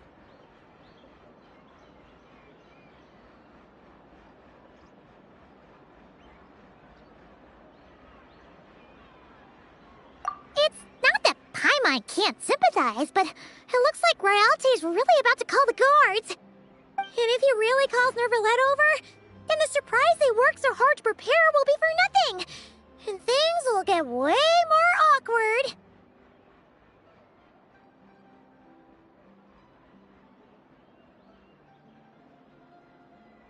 What do you mean, this? Do what exactly?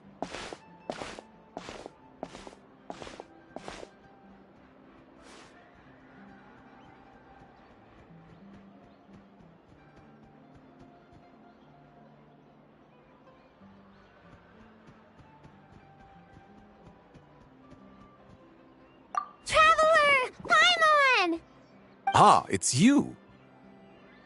Traveler! Feels like ages since I last saw you. How have you been?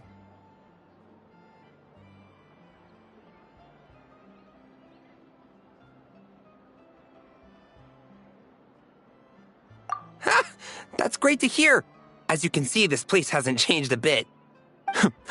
Pardon me, but are you with the Melazines?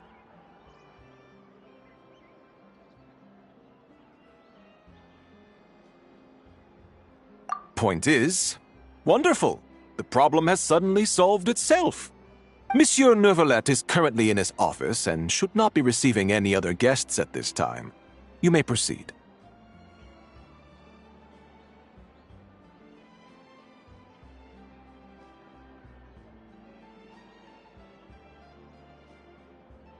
You're too gracious. We shan't delay you or your Melazine friends any longer, save for one minor thing. Eh? What's that? While inside the Palais Mermonia, particularly in the offices, please ensure that any items you're holding remain below head level. Otherwise, our most enthusiastic colleagues will doubtlessly assume you have a special request that you plan to seek assistance with. Got it. We were only holding it because everyone was scared of getting lost in the Court of Fontaine. But now that we've reached our destination... Puka, if you would? Sure, Flo. Putting it away. Oh, so that's what it was for. It's fine. With the two of us here, there's no way you're getting lost. Come on. Nervalette's office is right over there. Please take care, everyone.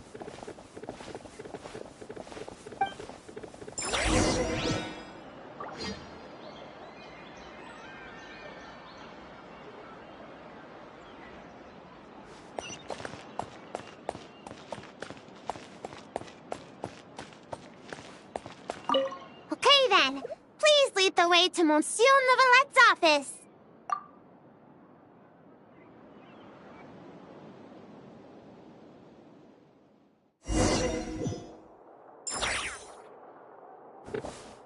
Where could Rialte and Eon possibly have... Is today Melusine family quite the hubbub? Sadine! Hey everyone, come on in. Monsieur Neuvillette's just inside.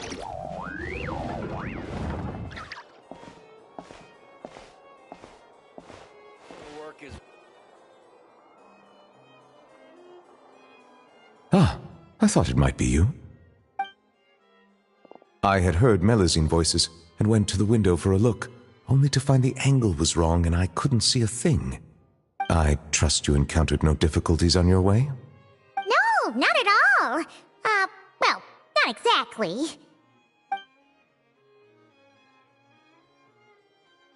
I see. Lome, you were indeed the first at fault here. You must secure the consent of others before making requests, and mustn't impede their duties or daily lives. Extra caution should be exercised with matters such as interviews. I see. I'm sorry.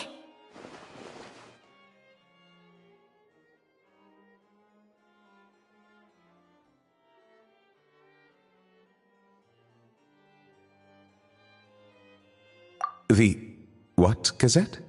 It's nothing. I'll go find them both and apologize right now. Hey, remember to greet them politely first, even when you're apologizing. Yes, that should suffice. Lecturing has never been my strong suit. Now, back to the matter at hand. How might I help you all today? It's probably best if the Melusines tell you themselves. Oh, Jones. We were all so busy making a gift, we never stopped to plan how to actually give it to Monsieur Neuvillette so it feels like a surprise. It'd be perfect if we could actually give a gun salute right about now. Kaboom, boom! It'd be totally... Wait, no gun salutes allowed in offices, right? If only Lome was here. She's so carefree. Lome, come on. It's our hour of need. I'm back! Those two gentlemen are both great people. They not only didn't scold me, but they even served me tea, too. Huh? Why haven't you given him the clothes yet? I already finished 2 whole cups. She just said it like it was nothing. Clothes? That's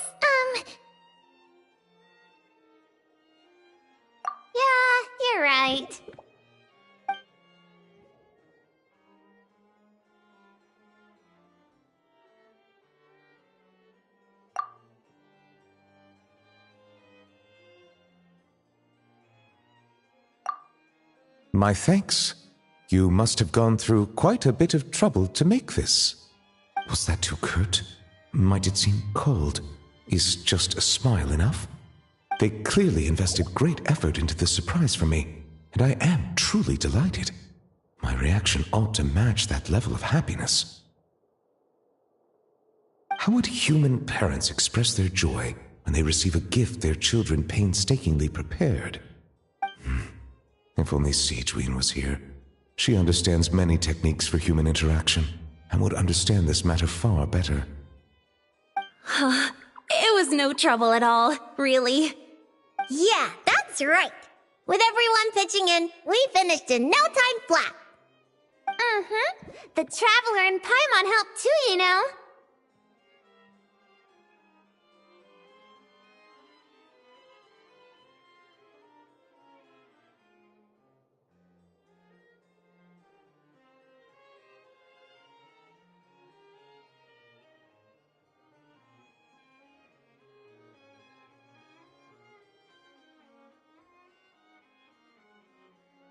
Perhaps I should consider this from another perspective.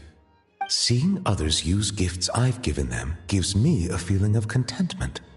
Thus, it can be inferred that the reverse is also true. Might I ask you all to wait for a moment? I'd like to try it on. Of course you can! Oh, is it happening? Even the Traveler and Paimon haven't seen the finished product yet. Finally, we get to witness Melusine handiwork!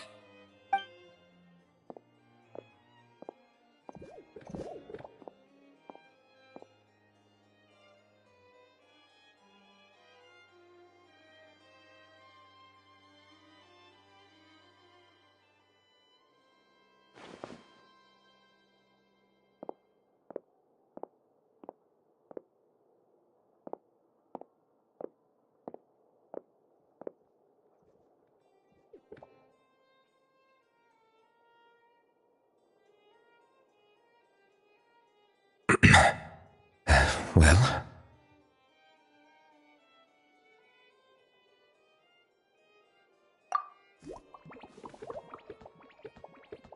Splendid. Both the Melusines and I are delighted to hear that. Oh, it looks gorgeous! Plus, now Paimon gets what solemn relaxation is. Ah, indeed. It is aptly suited for non-official occasions. Moreover, if I'm not mistaken, this outfit seems to have a certain exotic feel? Keen eye. That's our Monsieur Novelette. We heard Siegeween mention you'd gone to Chenyu Vale in Liyue and really enjoyed yourself there. So, we thought that if we could make an outfit that matches their local styles, you could wear it on future vacations there. That was very thoughtful of you. They really went out of their way for me. To do their gift justice, I must find time to return there, bring back some more gifts. But what should I buy? I suppose I shall decide once I get there. I can ask the locals for recommendations. It was mostly Flo. After all, she made the design and tailored it all by herself. Yeah! Flo's gonna be a super duper amazing fashion designer one day. She'll be famous all over Fontaine. Hey, that's going a bit overboard. It's not like it was all me. For example, if Puka hadn't risked her neck to get the ingredients for the dyes... We can skip that part. Monsieur Neuvillette might worry. What happened? It's really nothing. Okay, fine. Here goes. A bishop that likes Tidalga. I see. I understand. You are truly fortunate the Traveler was there to help. But next time you go out, it might be safer not to go alone. Okay, I understand. Also, listening to your story, it seems you were aided by a bishop? Yeah, I'd love to see it again. Give it a big thank you. Hey, you guys think that maybe it was the one who left the Tidalga? I'm a bit concerned about her well-being lately.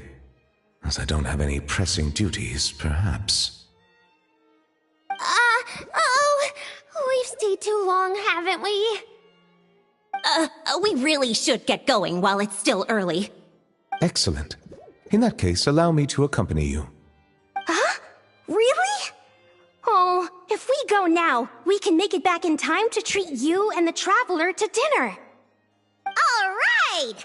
Blubber profiterole, poisson seafood soup, poisson champ pie.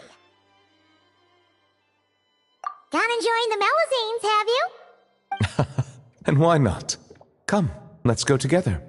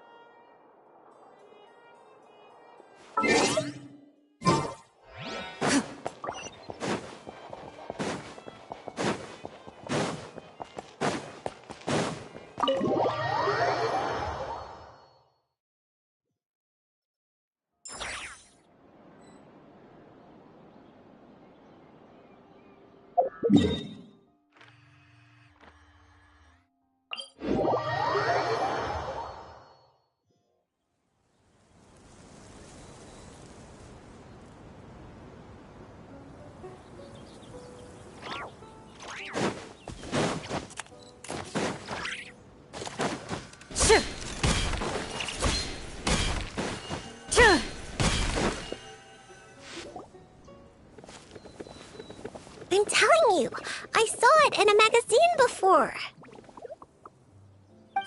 You sure? You're not making it up, are you?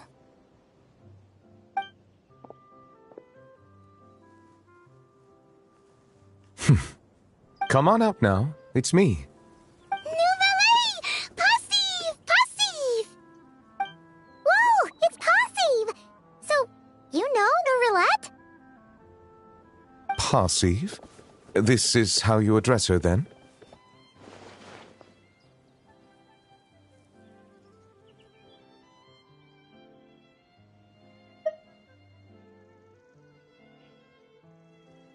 Good call! He'll think of it as a challenge. Hello? Melusine! Kapow! Puka, allow me to introduce you. This here is the nice bishop lady who helped you before. Whoa! Bishops can turn into melusines? That's so cool! Now we can hold hands. Thank you for saving me. How about I treat you to a nice meal?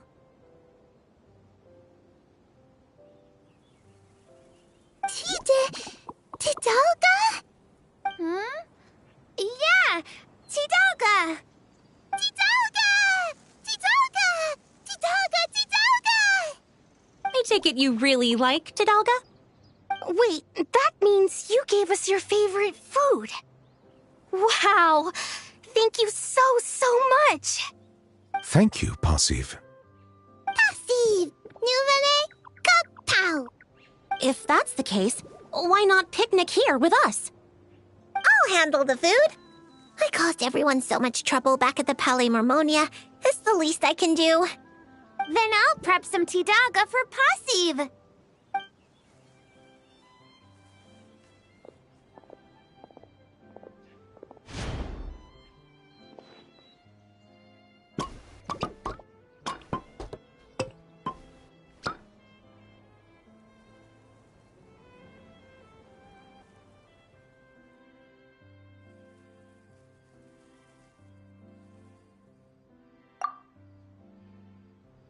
Tidalga much. Passive sleepy. Huh? What? Passive water. Go back. Sleepy.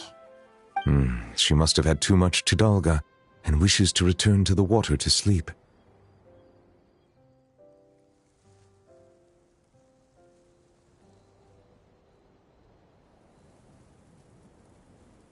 Hey, like you're any different. Passive leave. Wait! Hold on a second! Huh?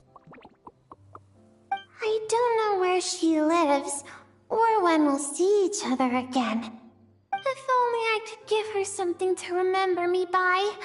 Oh, I know! Here, for you! Ah! Nouvelle Passy! Nouvelle good thing! Amazing! She recognized it right away!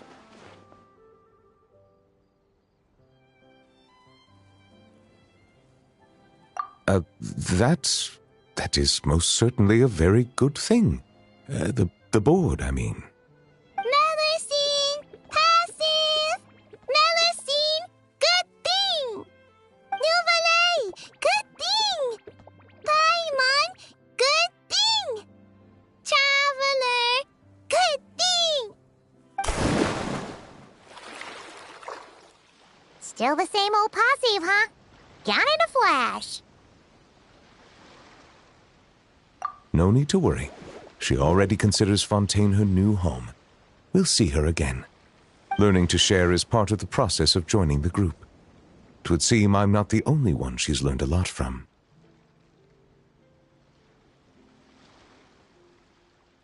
A most astute observation. I too have learned much from humanity. And now that I think about it, this learning process actually began a long, long time ago. Monsieur Nervalette, are you thinking about the past? Yes. It was after I was born, but before I had joined the court of Fontaine. Though I do not know why I was born with human form, this fact forced me to learn about the way humans live. At that time, I was constantly perplexed by all kinds of questions, such as how human language could record history, how they produced things and traded. And why they insisted on using the flesh and blood of a god as a medium of exchange. Could not pebbles and seashells serve the same purpose? Maybe because rocks and shells break easily. And gods do not? They probably do.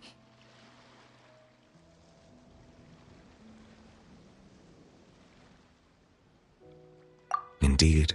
Fortunately, we have ample time. Perhaps in the future, we will witness the world transform once more.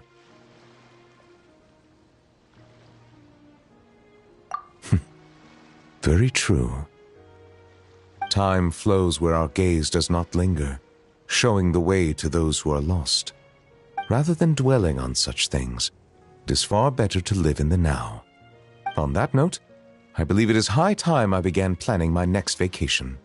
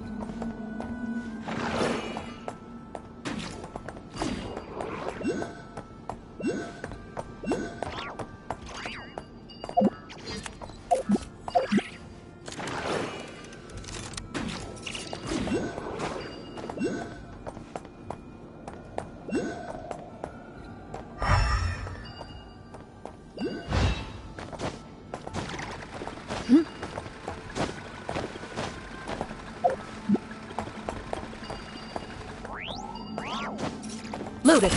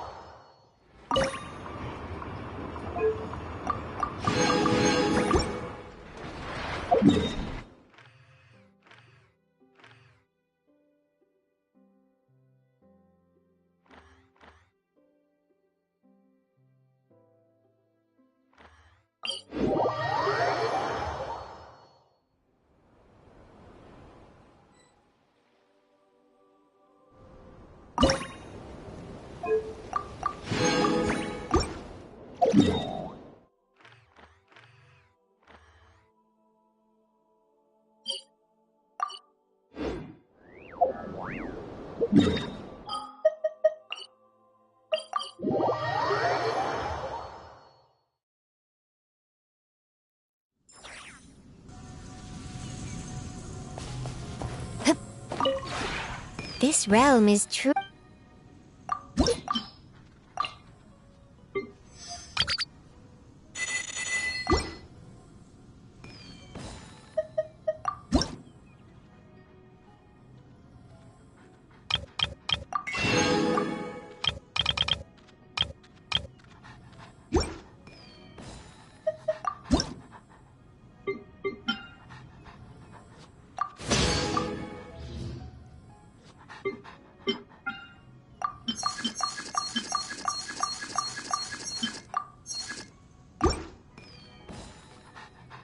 If you ever have any questions about the realm within, you may ask me.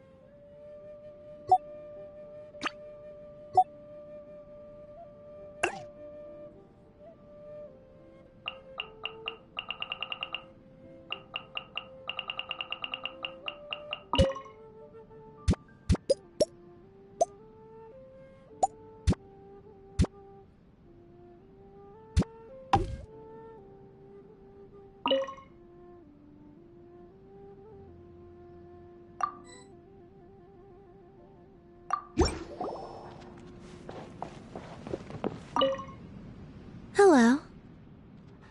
This is your garden, so it is my turn to greet you first.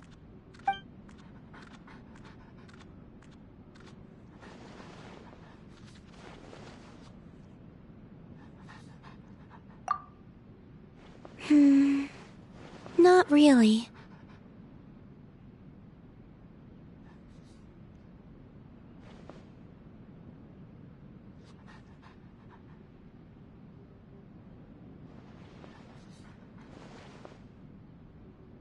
No, that's not the issue. It's just, you've been my guest so often up till now. Now that I am suddenly the guest, I find myself unused to it. What should I do? Chat with you, or perhaps play games together?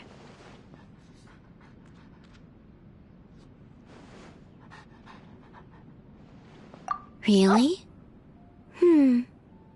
In that case, can I stroll about, singing as I do?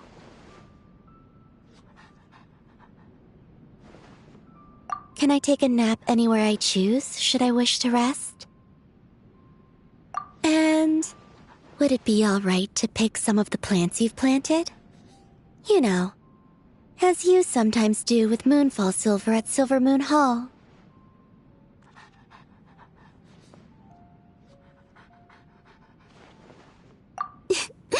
Only a jest. So long as they will help you on your journey, I would never object. You've created a very pleasant environment here. I'm already satisfied to just enjoy it in peace. I wonder, should I try decorating Silver Moon Hall as well?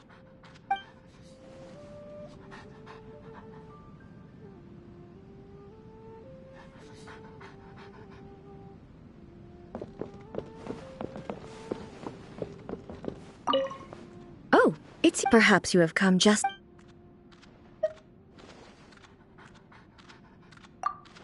Yes, I just so happen to have something that I would like to ask you.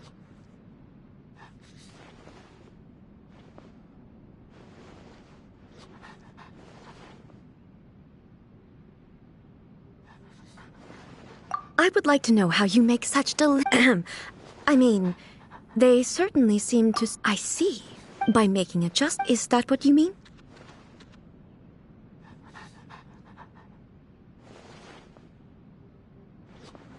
I see. Now that I've benefited from your experience. Haven't I already? However, the advice you gave me will benefit you as well. With a more powerful show.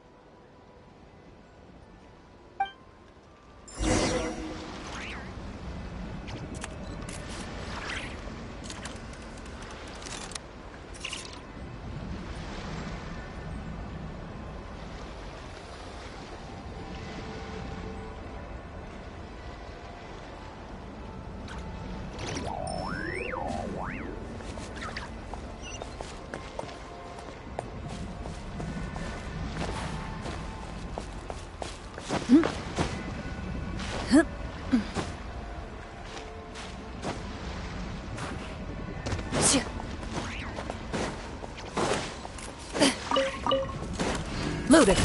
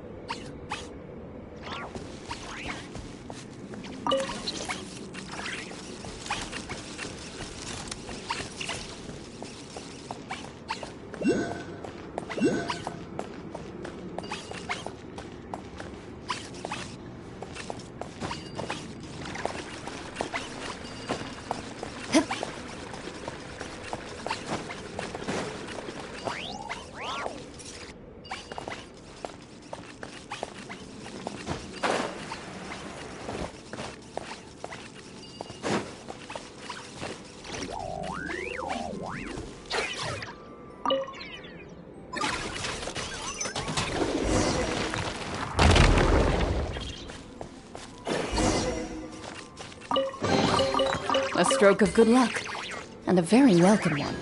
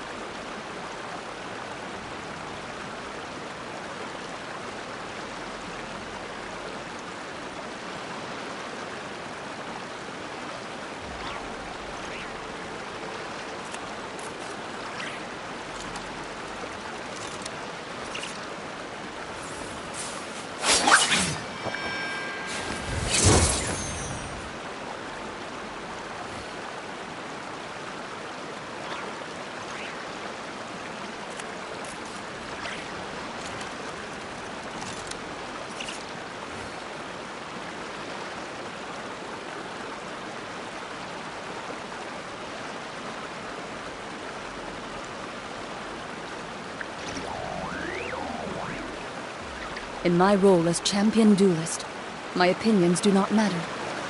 For when I draw my blade, I am but an instrument of Fontaine's law.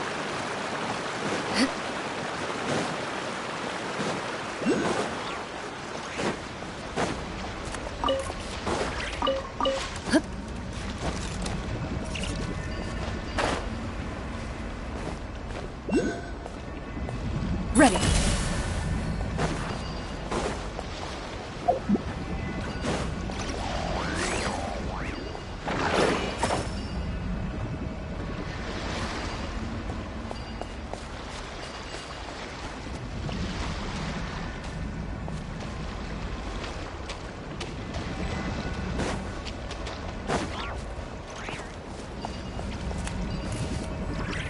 Hit.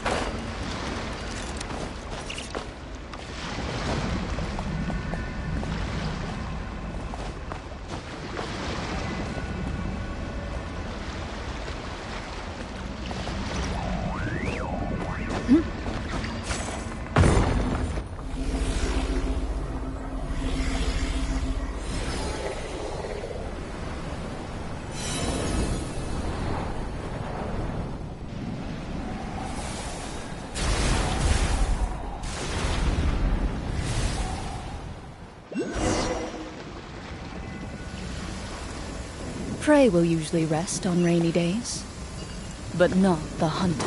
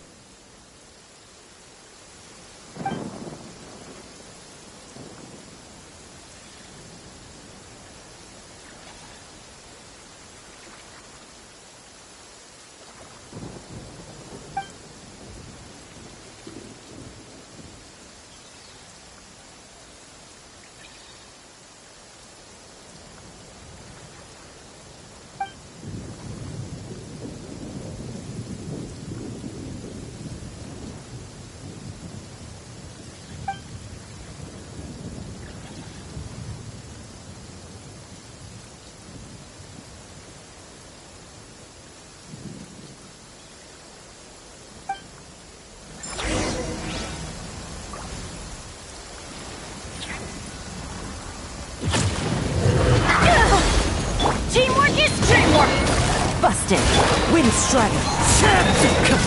Here comes the catch! Loaded!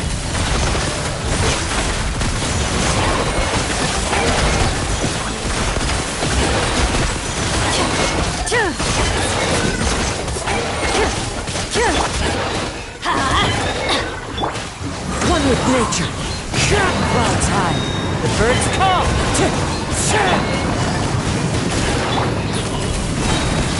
Hunt them down!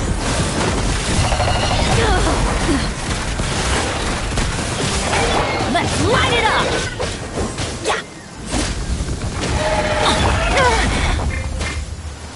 Gotcha!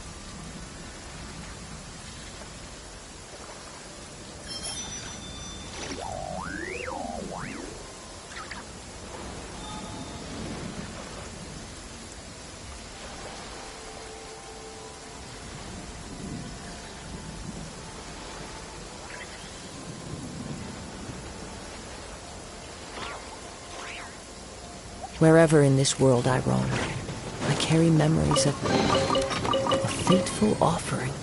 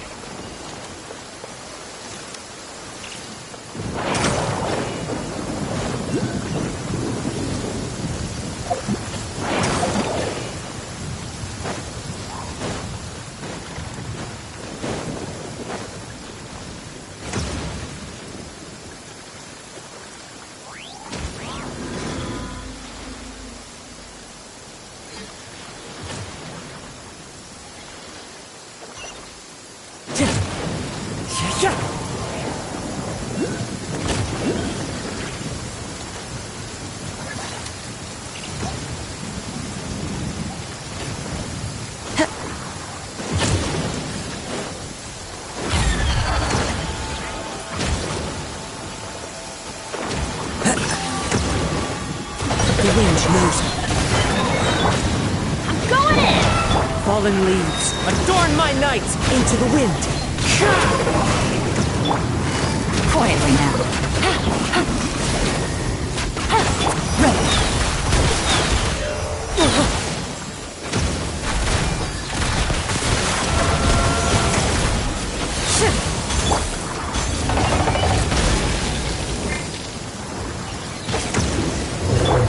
The wind knows me. I listen. Being calm. Gotcha. Things are about to get dicey. Moving.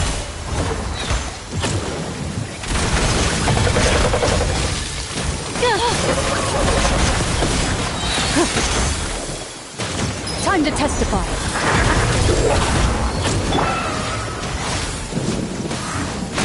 As one with wind and cloud, one with nature. Everybody stand back! Busted.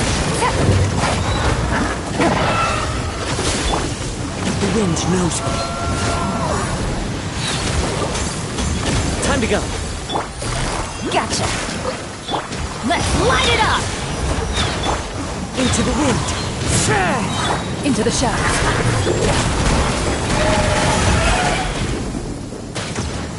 Fallen leaves, adorn my night!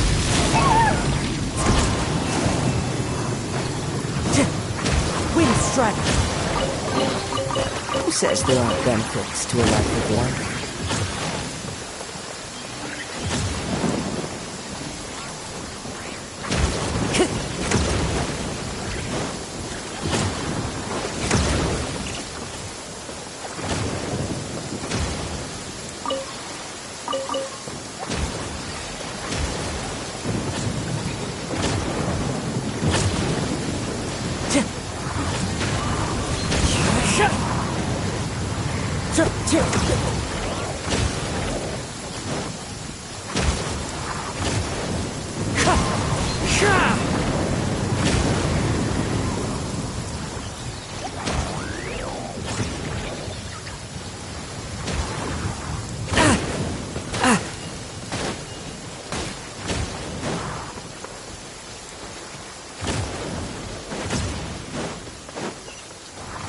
Time to go.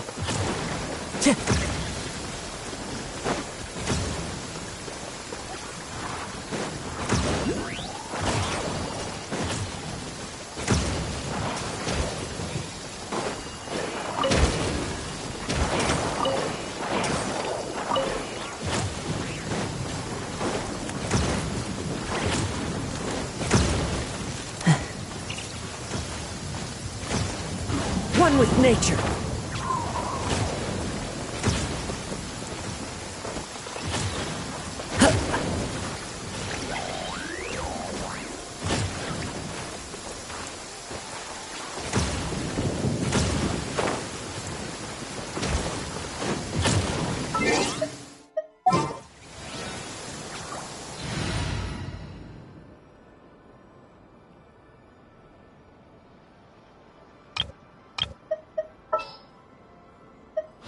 Give me a moment to compose myself.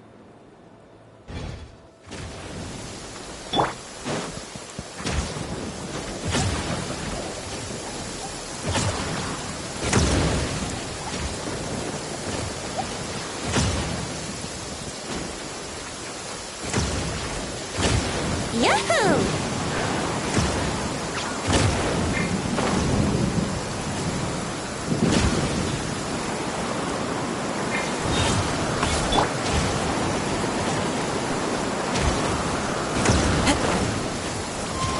Follow the wind.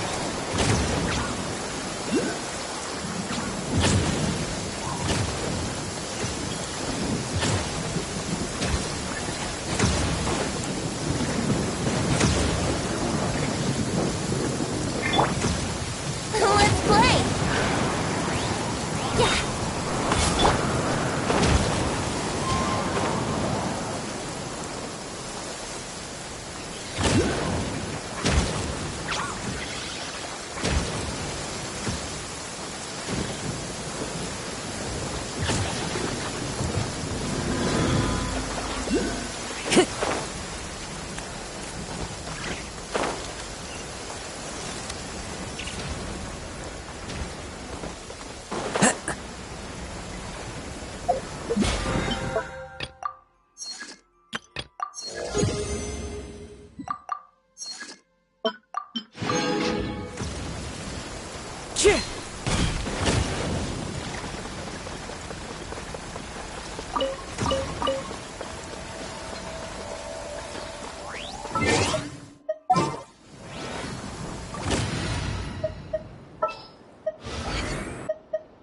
It's time to pull the trigger.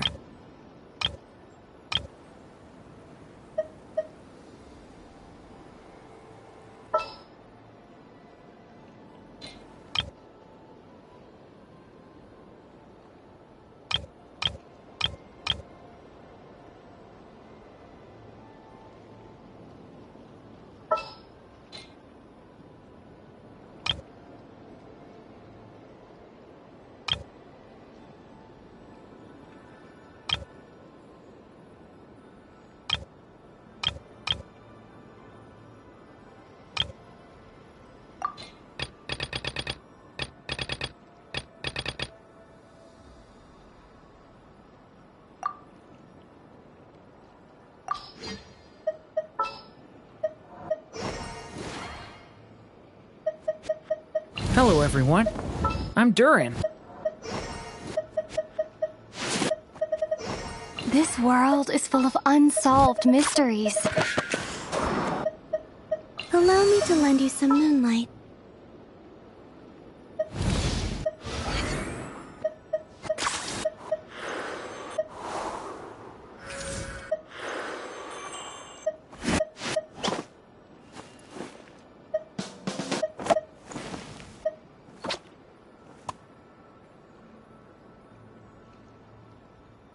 Let's go gather some samples.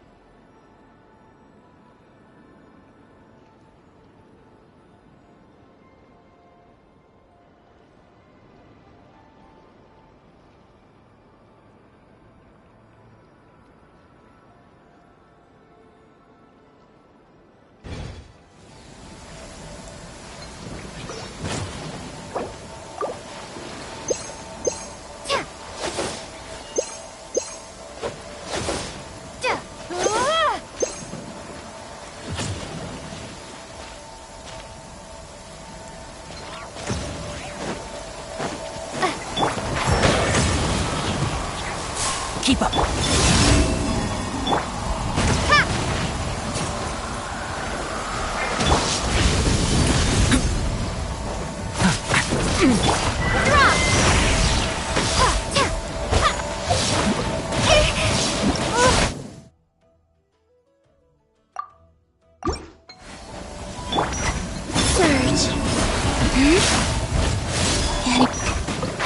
Can't see?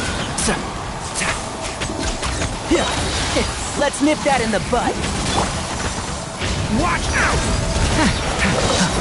Turning point in fate!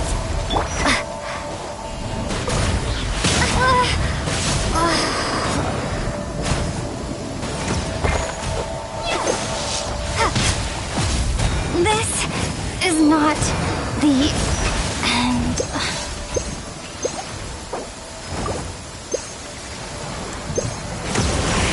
A moonlit night for all. Wayne. And Shroud!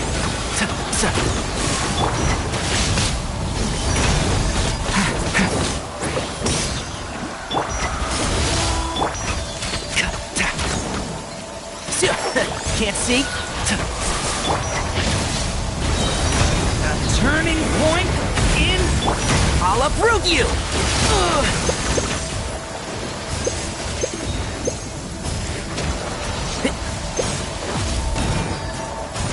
Keep up. One with the forest.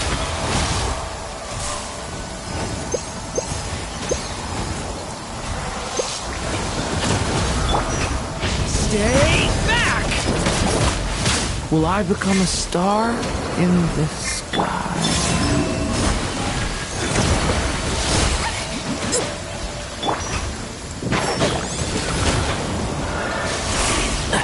Keep up.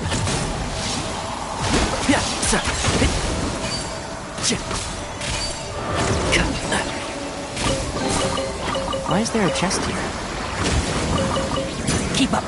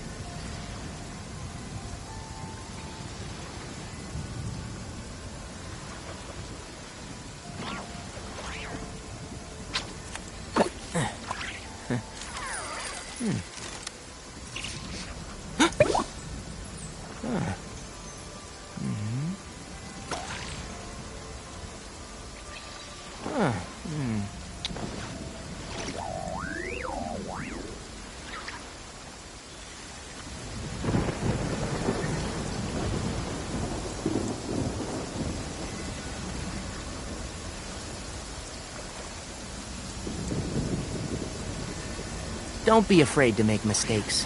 It's all part of the learning process.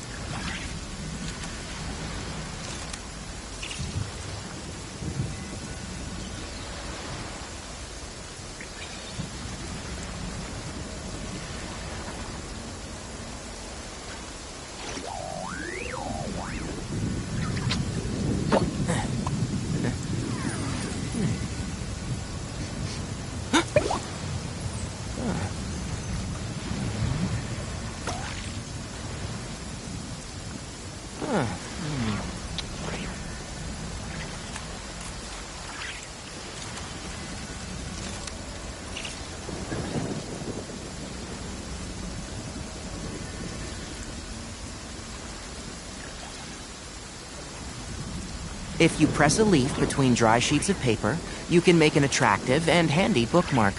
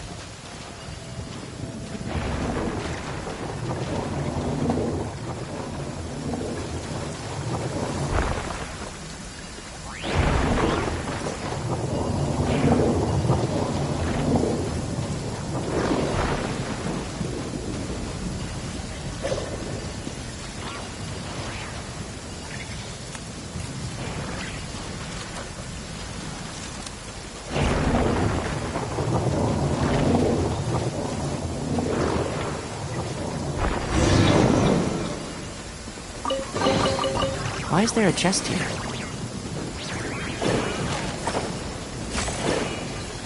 Keep up!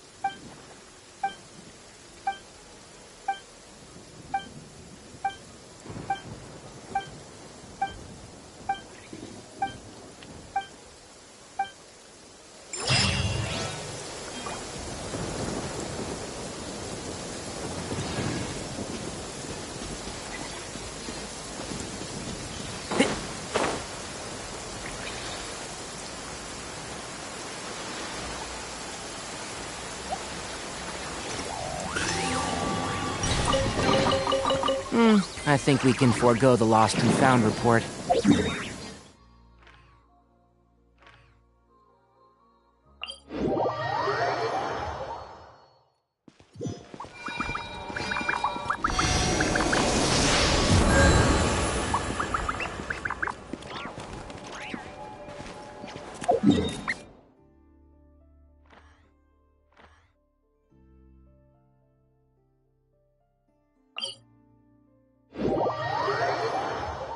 I'm used to the rain, but you should probably use an umbrella. Keep up!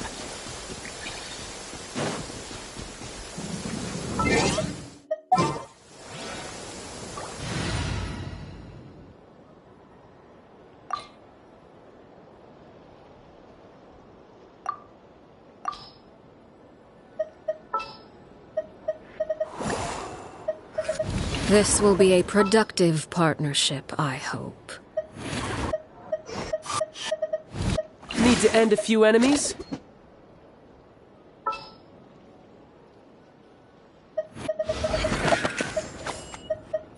Allow me to lend you some moonlight. This had better be important.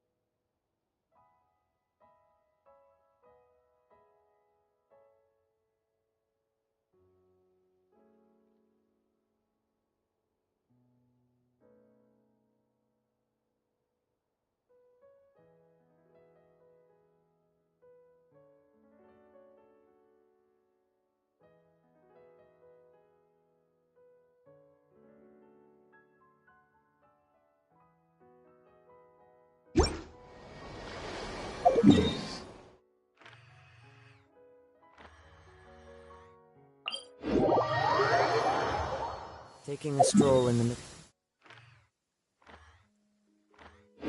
of a downpour certainly rouses the spirit. But it's best to dry your clothes as soon as possible after the rain stops.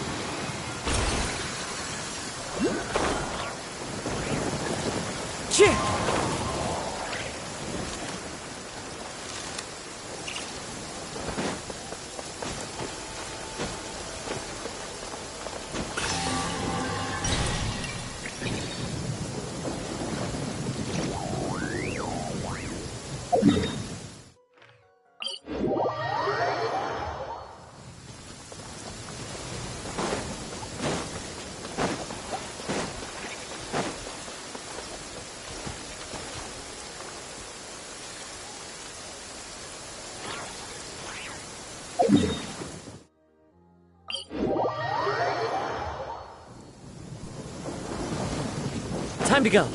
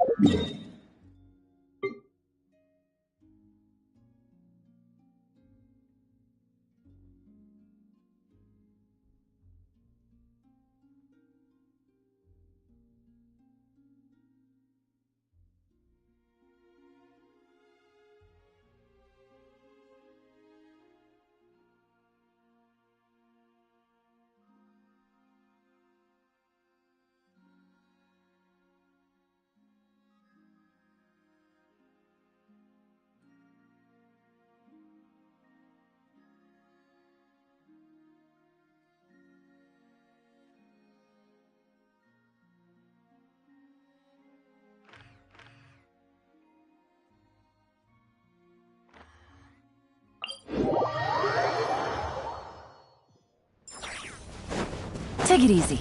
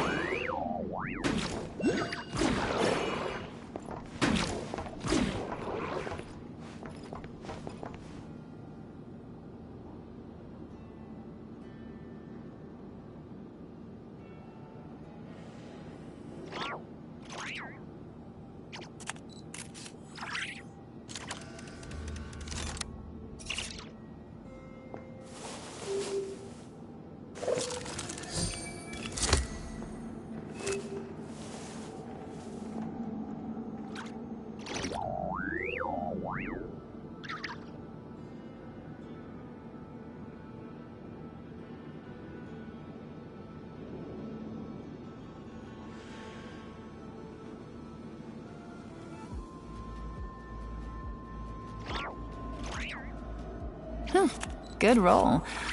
Alright, maybe I'll take one more day off, and knock out the rest of the work once I'm feeling up to it.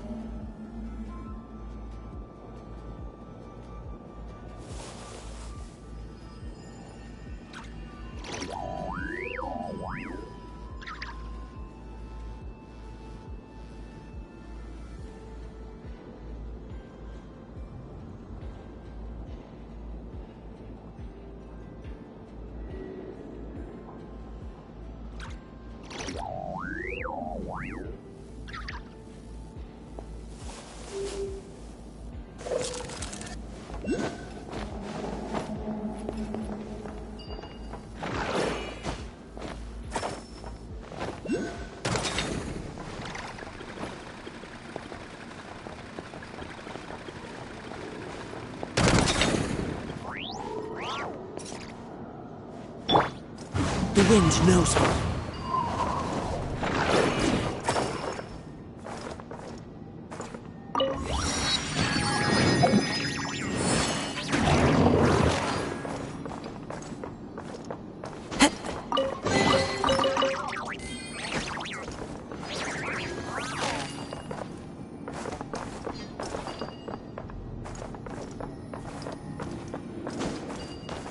Into the wind.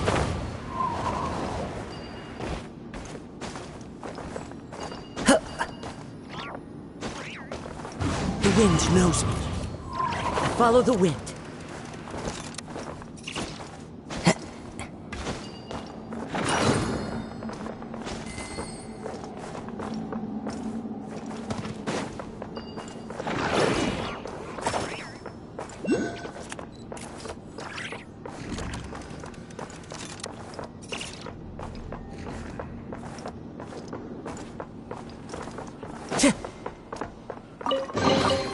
Brings a smile to my face.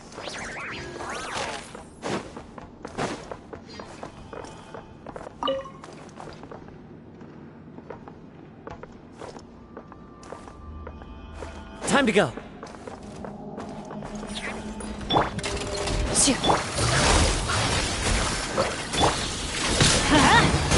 Why do they never miss? I don't see that coming. One with nature.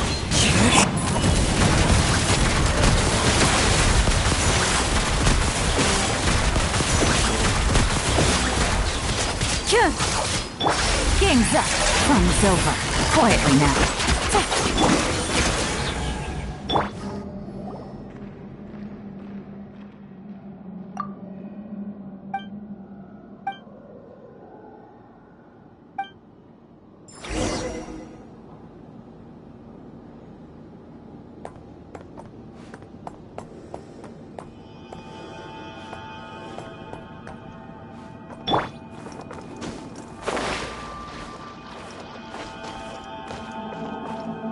into the wind.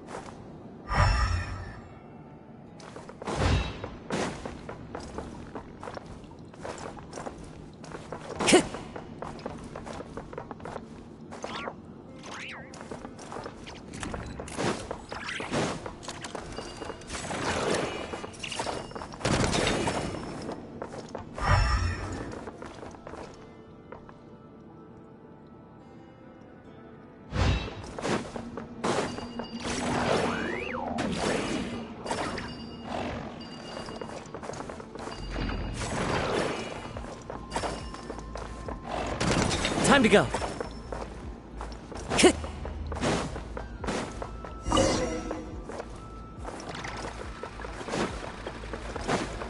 Time to go. Brings a smile to my face.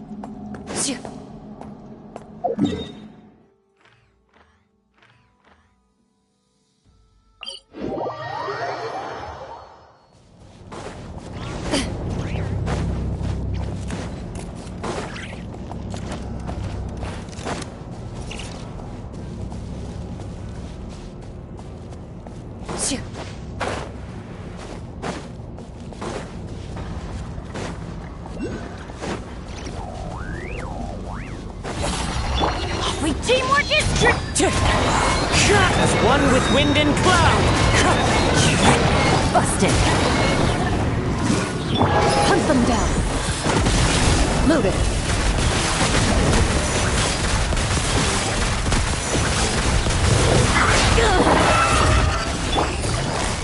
Quietly now.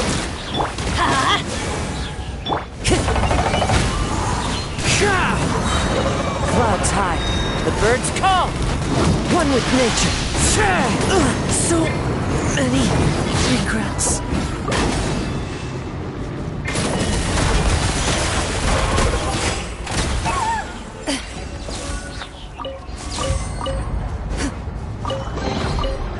stroke of good luck, and a very welcome one.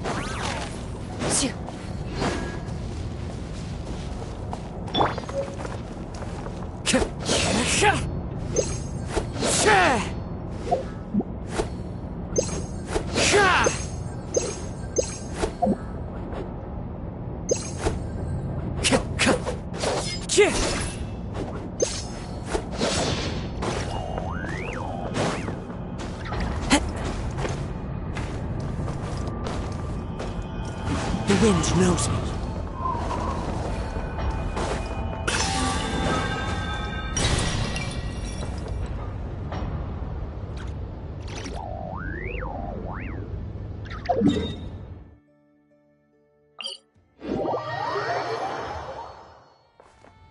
Time to go.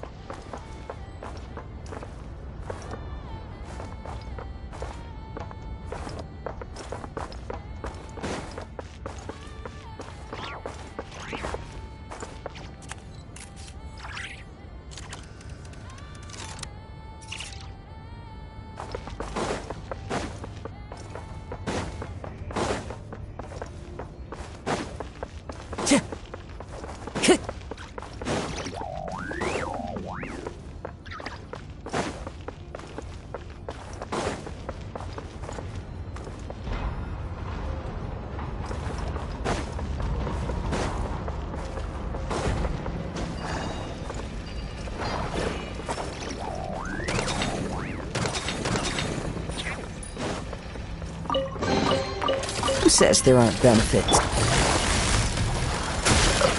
Ready.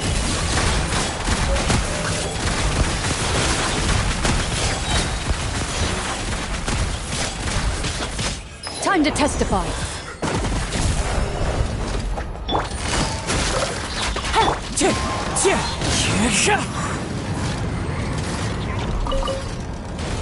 Everybody stand back!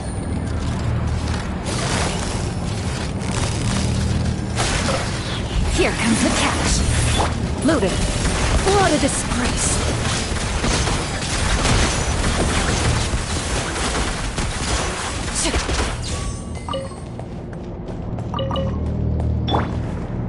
Into the wind.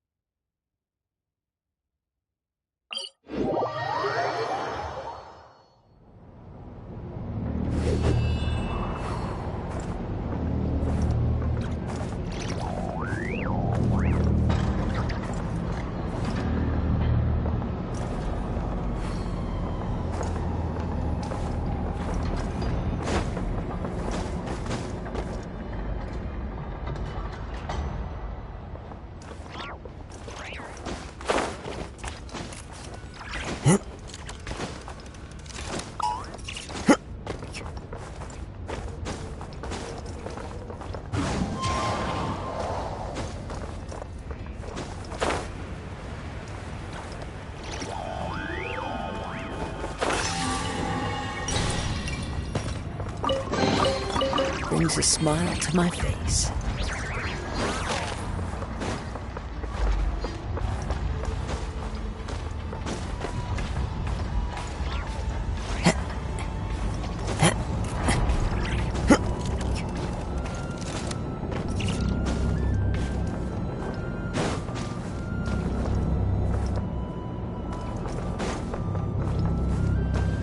The wind knows me.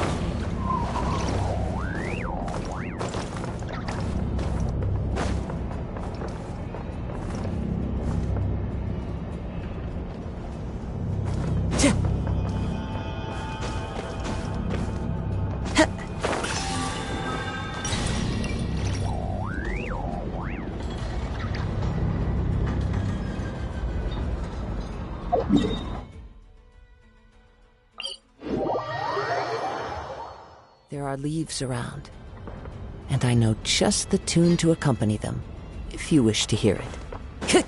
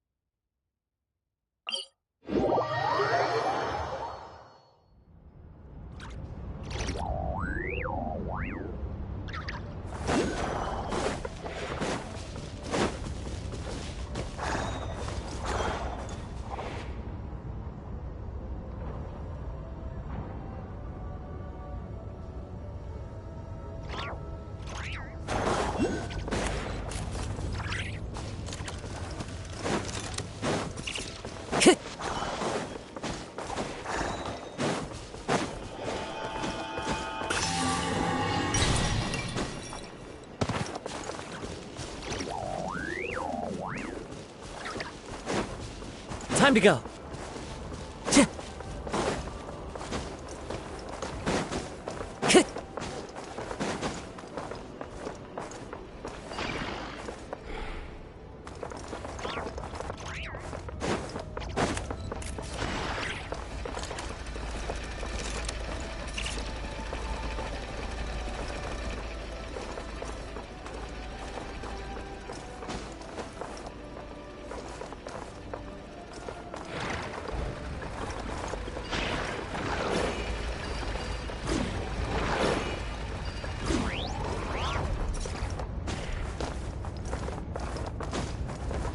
One with nature.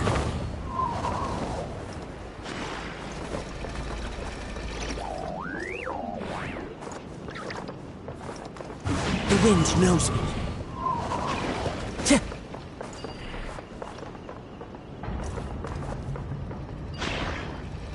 Into the wind.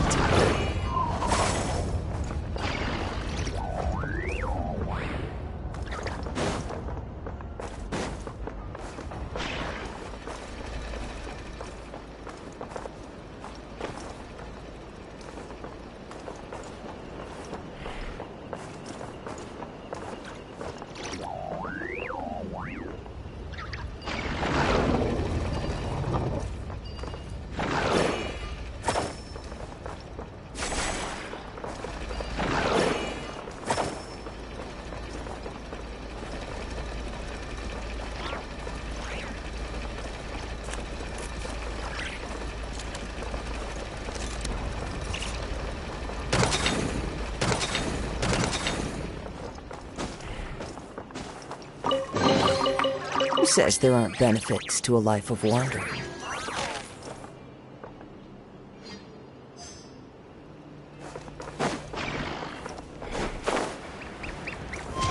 Follow the wind.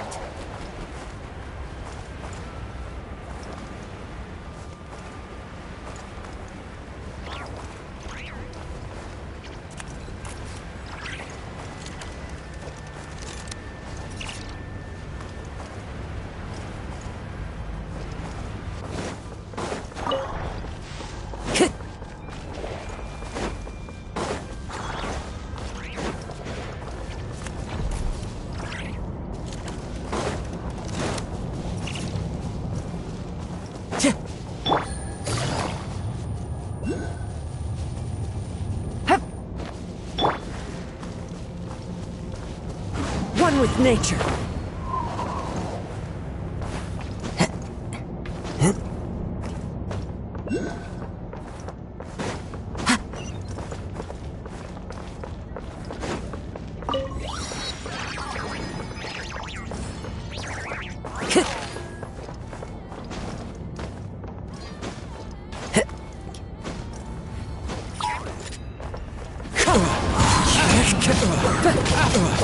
Fallen leaves, adorn my night!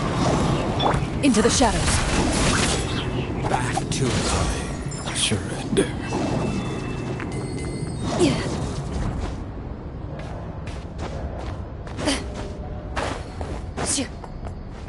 Now it's your turn. Wind Strider!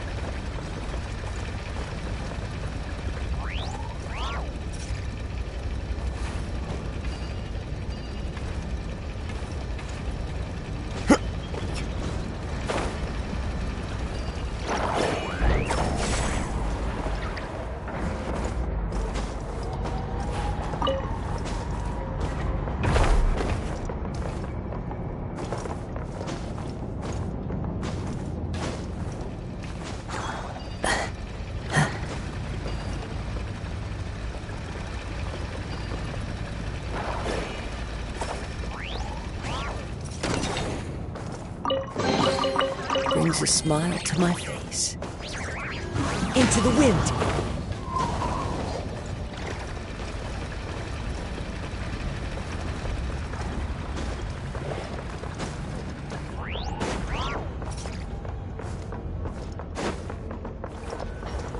The wind knows me.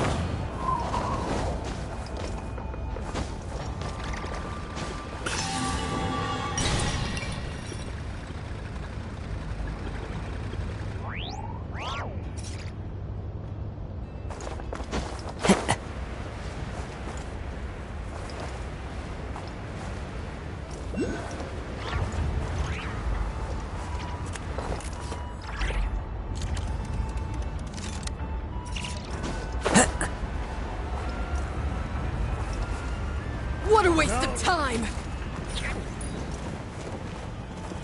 Watch this!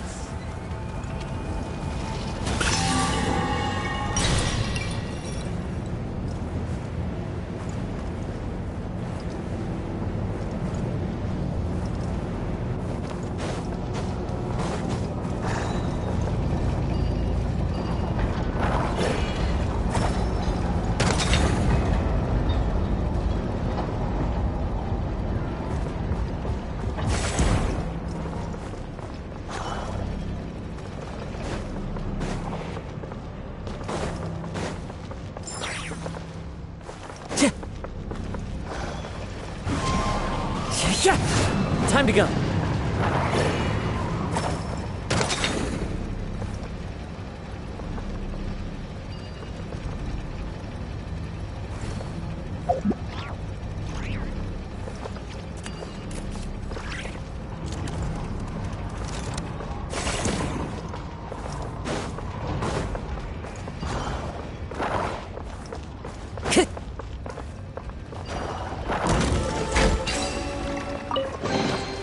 Brings a smile to my face.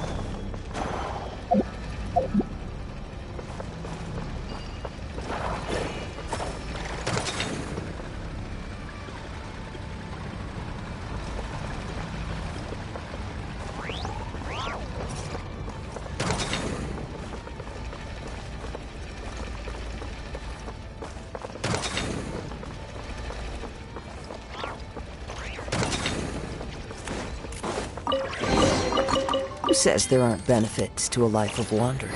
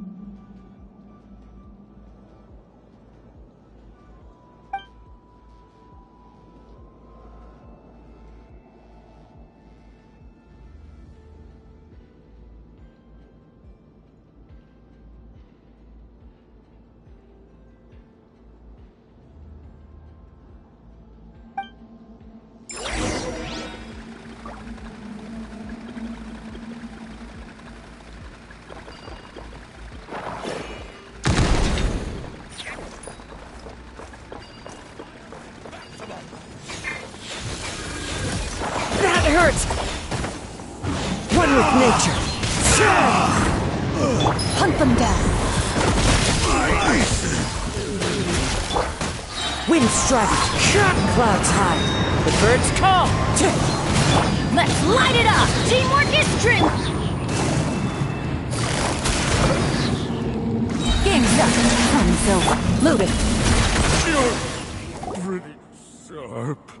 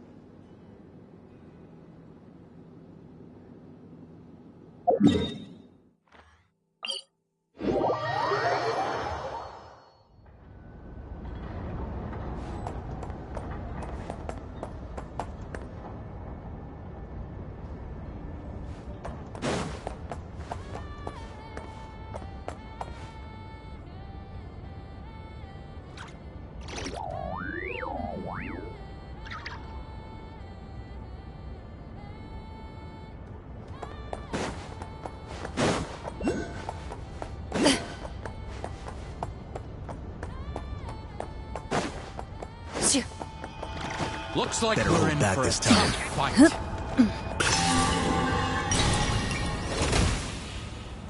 This ought to do it. Back to it.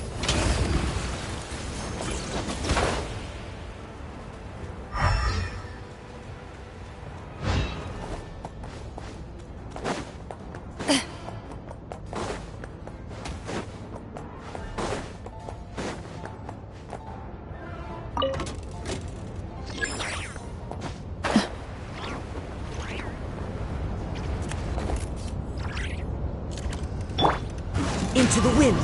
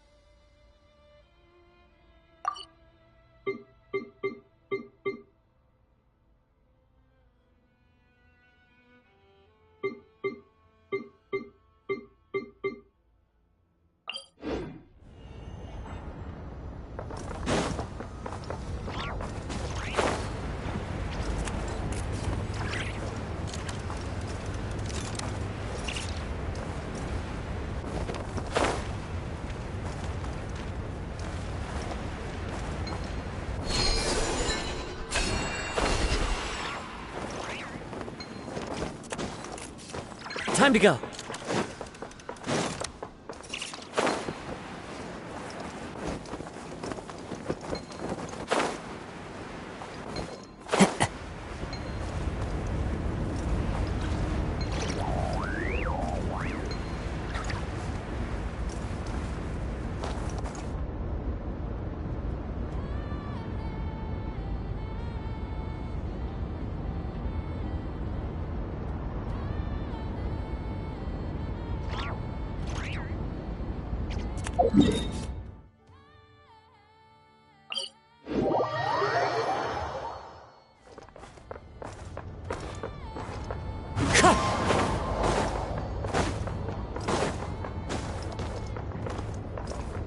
One with nature.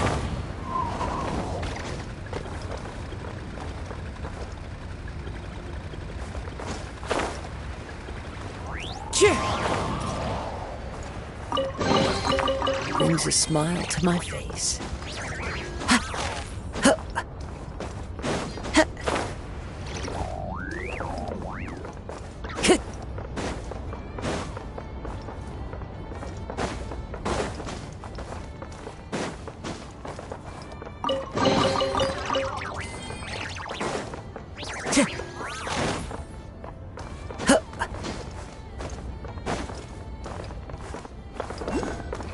The wind knows me.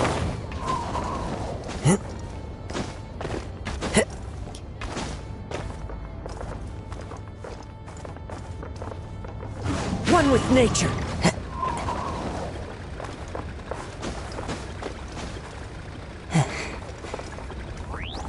The wind knows me.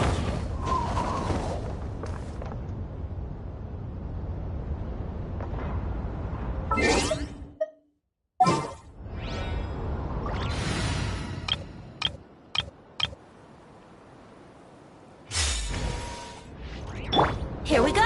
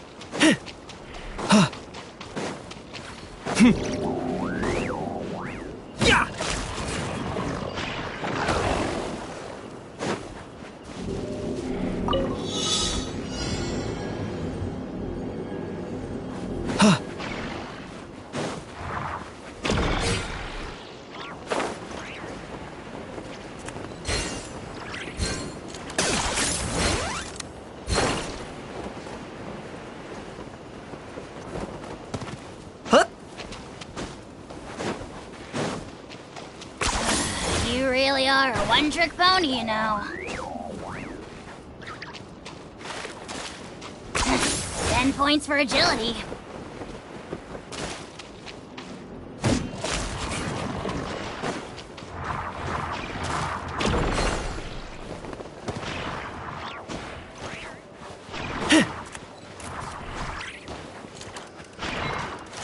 Is this really necessary?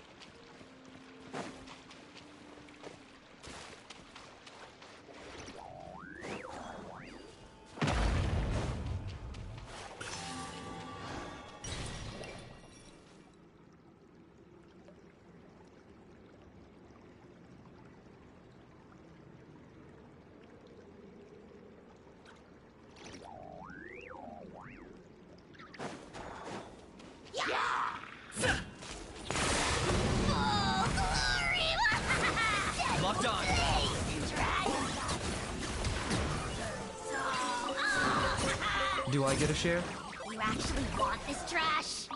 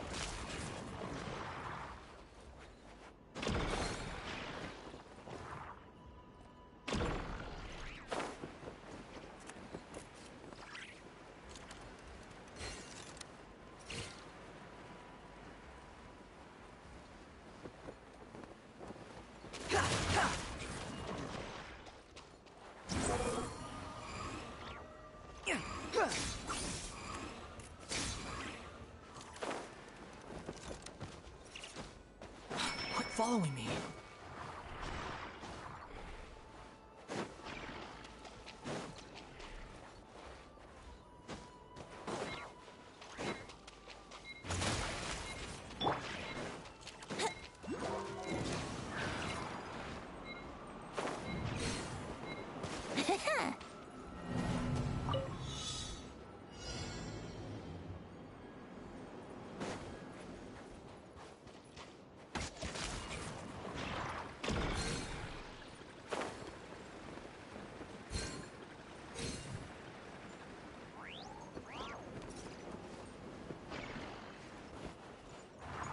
Let's play!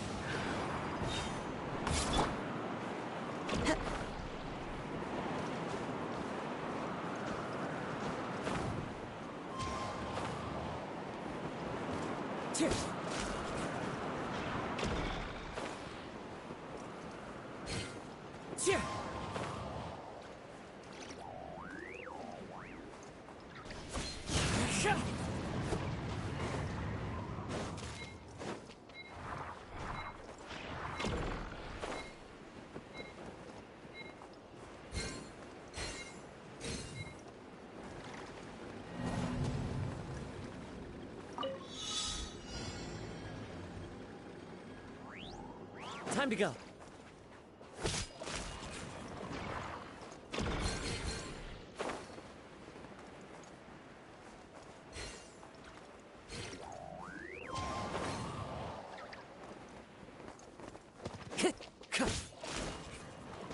Time to go.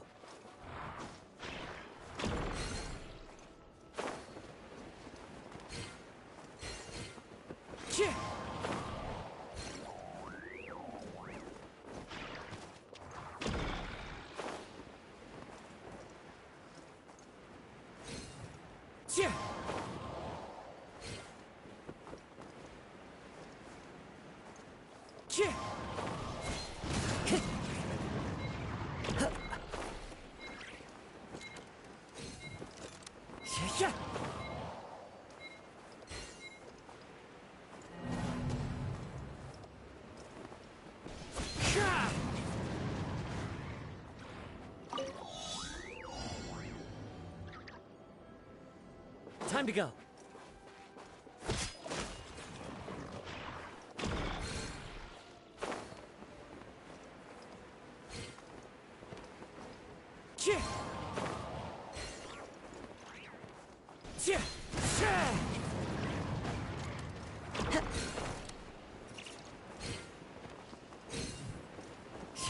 Follow the wind.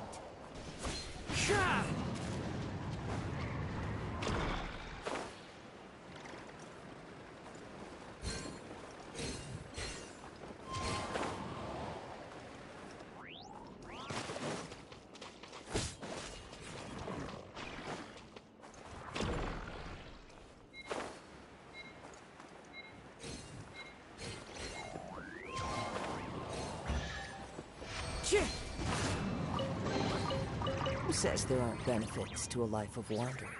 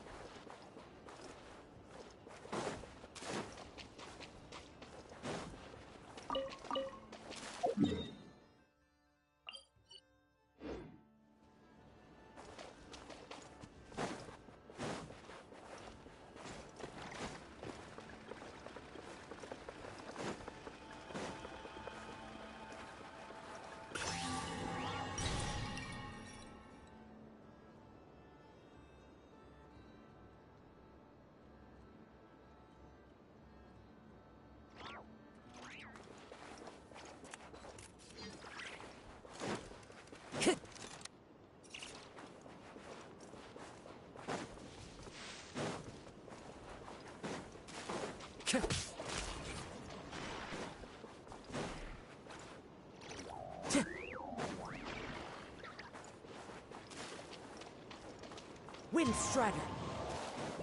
Time to go.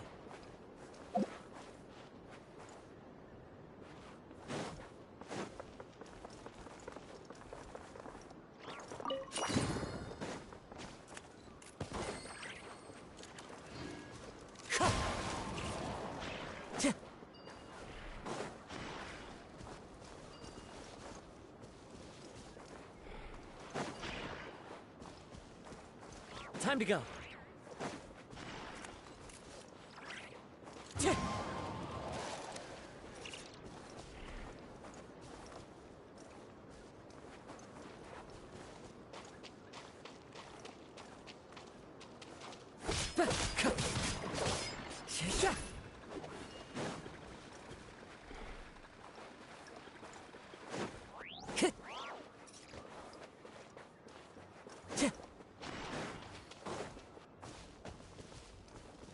Squall Fury!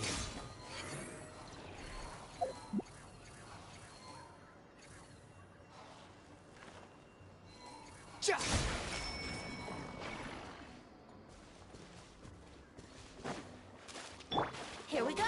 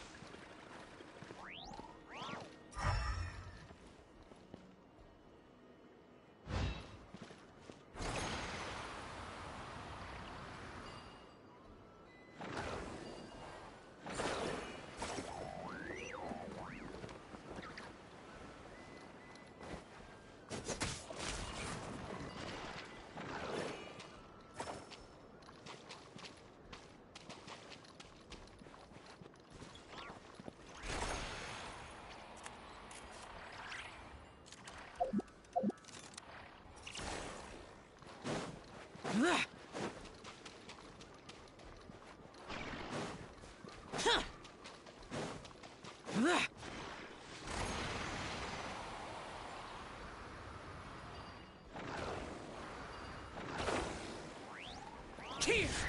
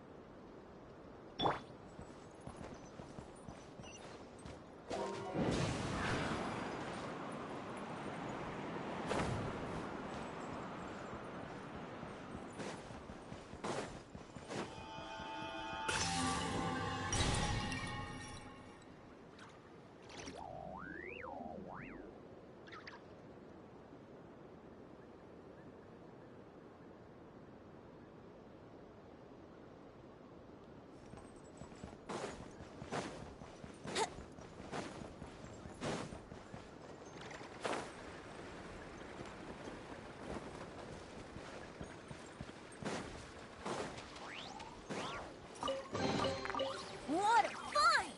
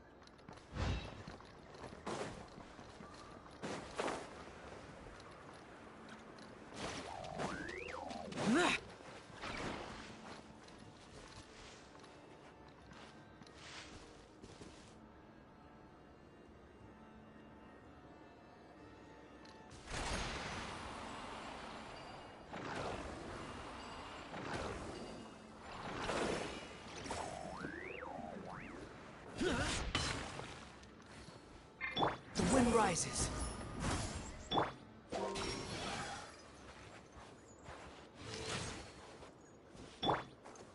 Into the wind.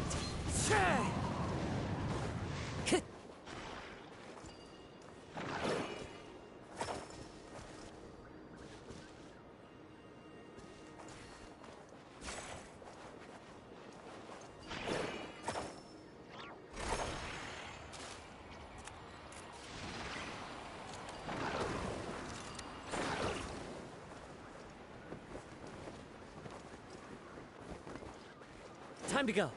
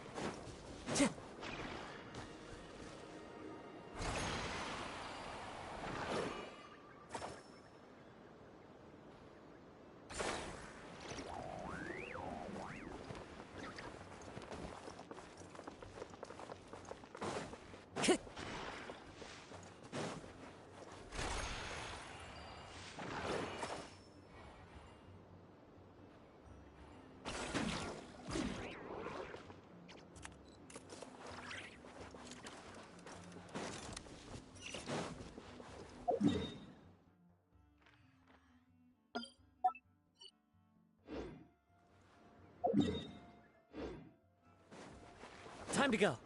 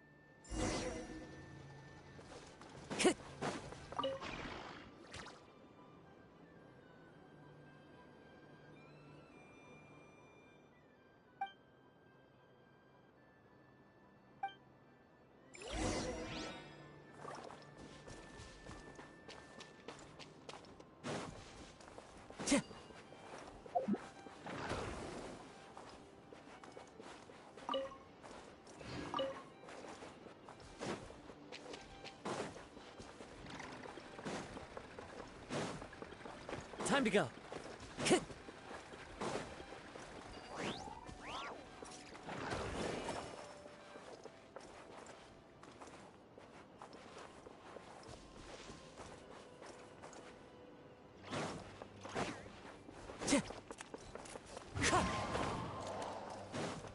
Time to go.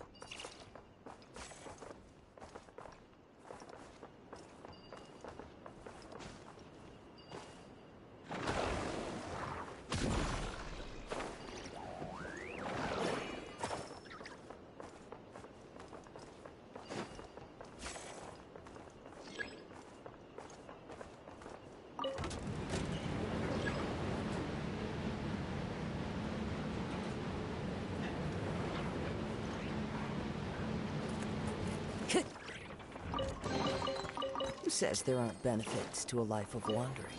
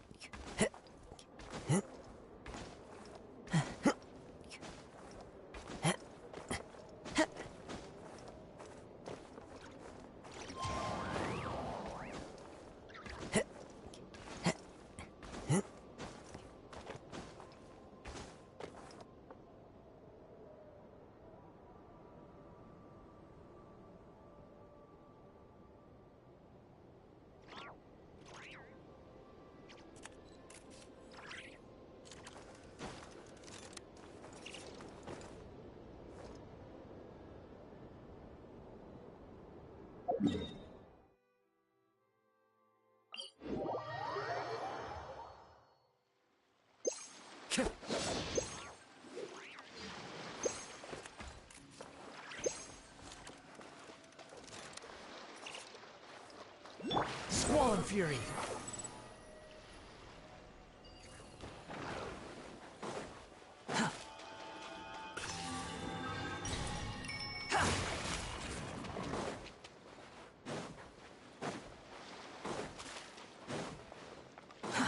Too slow.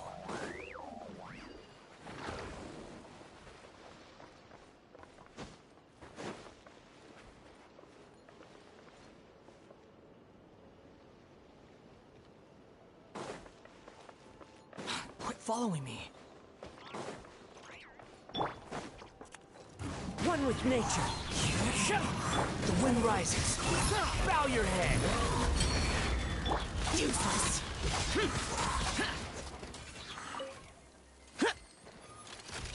Evil conquering!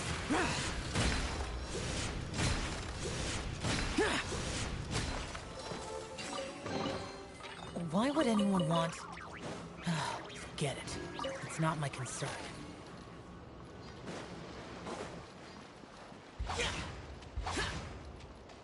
Swollen Fury!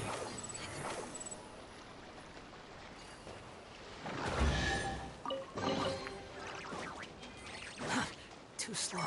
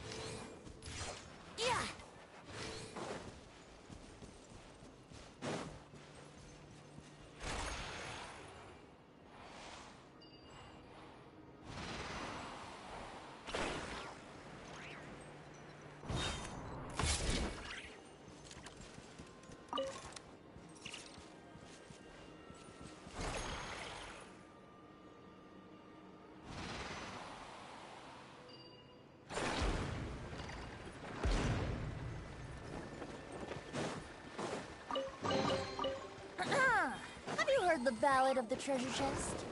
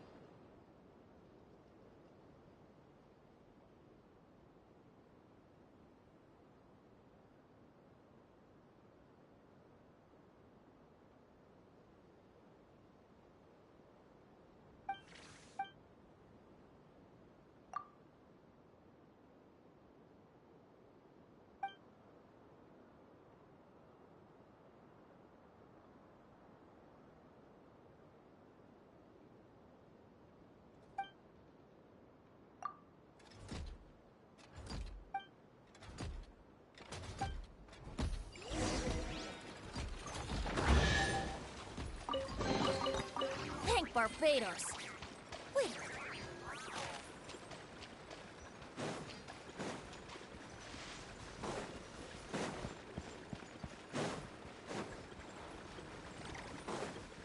Wouldn't gliding be faster?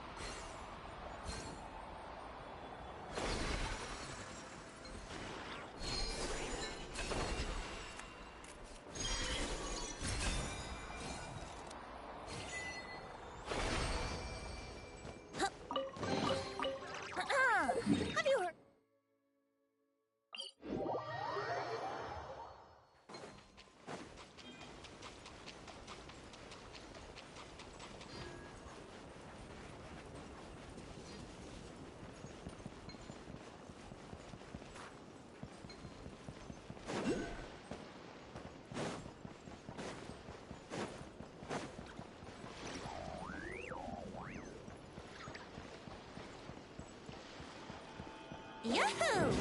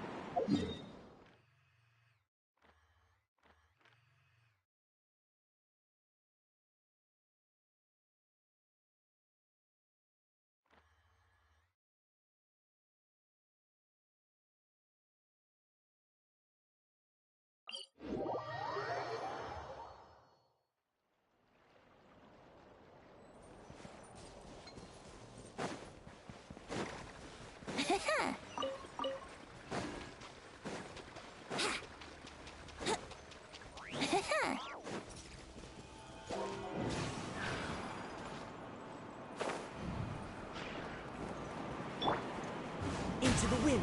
Chih! Chah!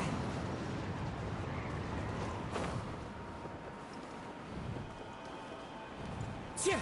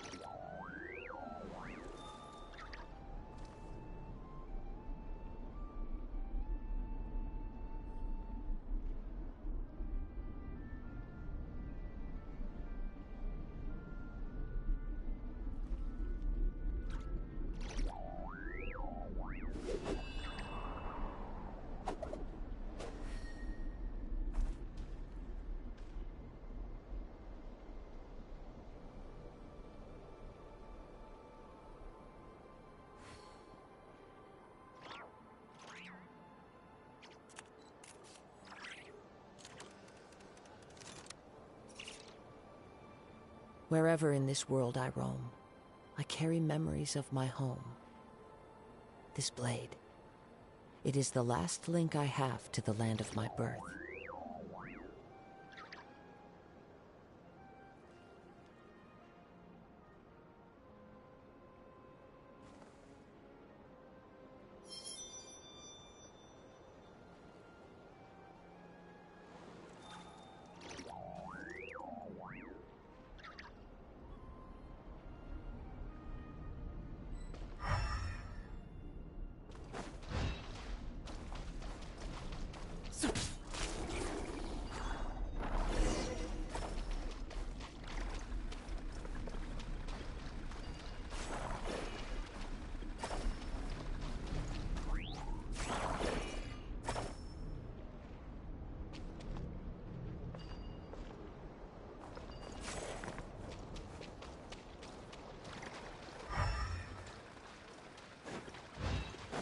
Time to go.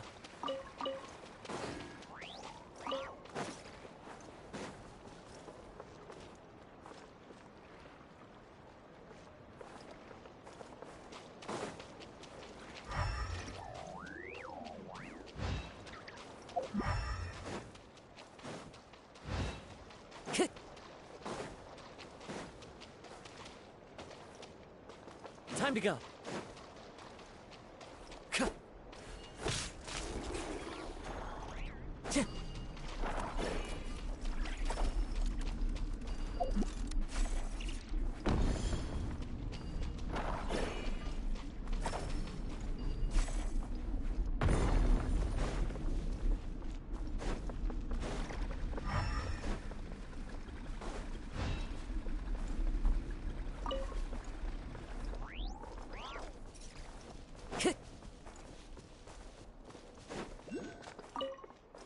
Time to go.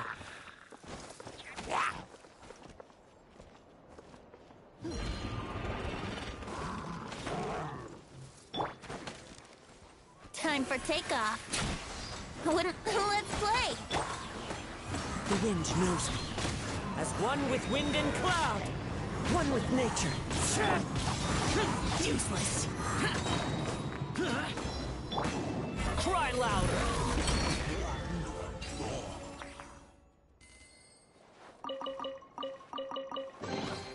Huh. You even want this?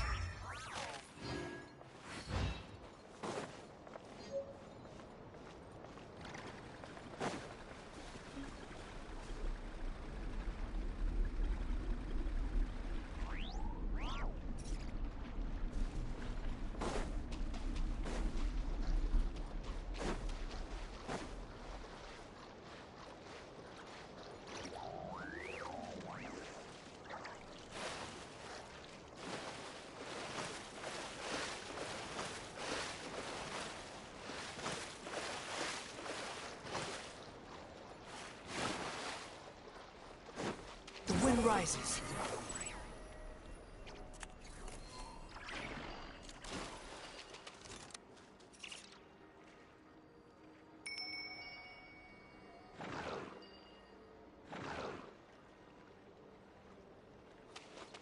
Squall Fury.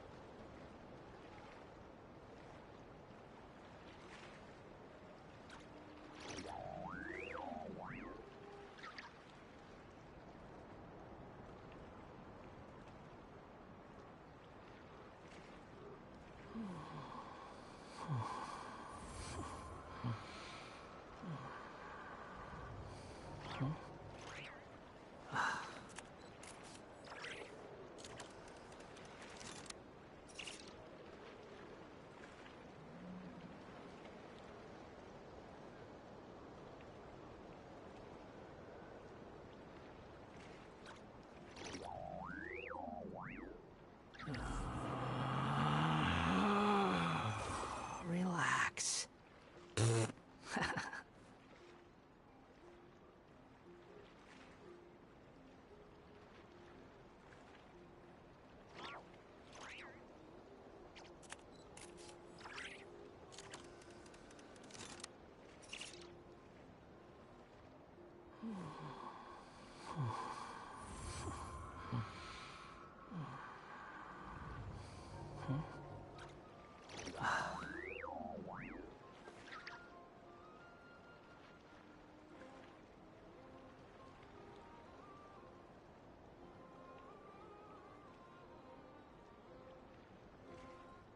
You think I've got a sharp tongue? I just tell it like it is. If someone can't handle it, maybe that's their problem.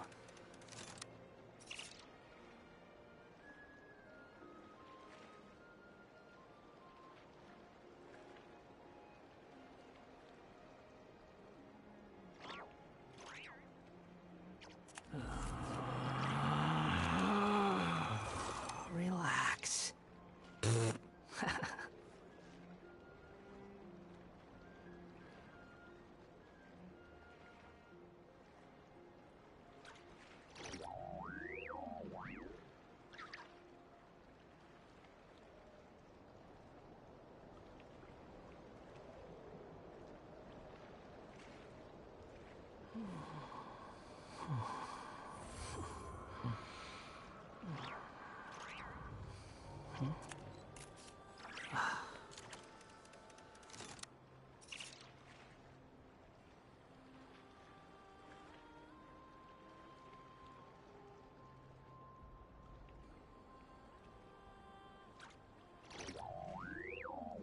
There's no such thing as pure freedom in this world. Even the wind cannot blow on forever.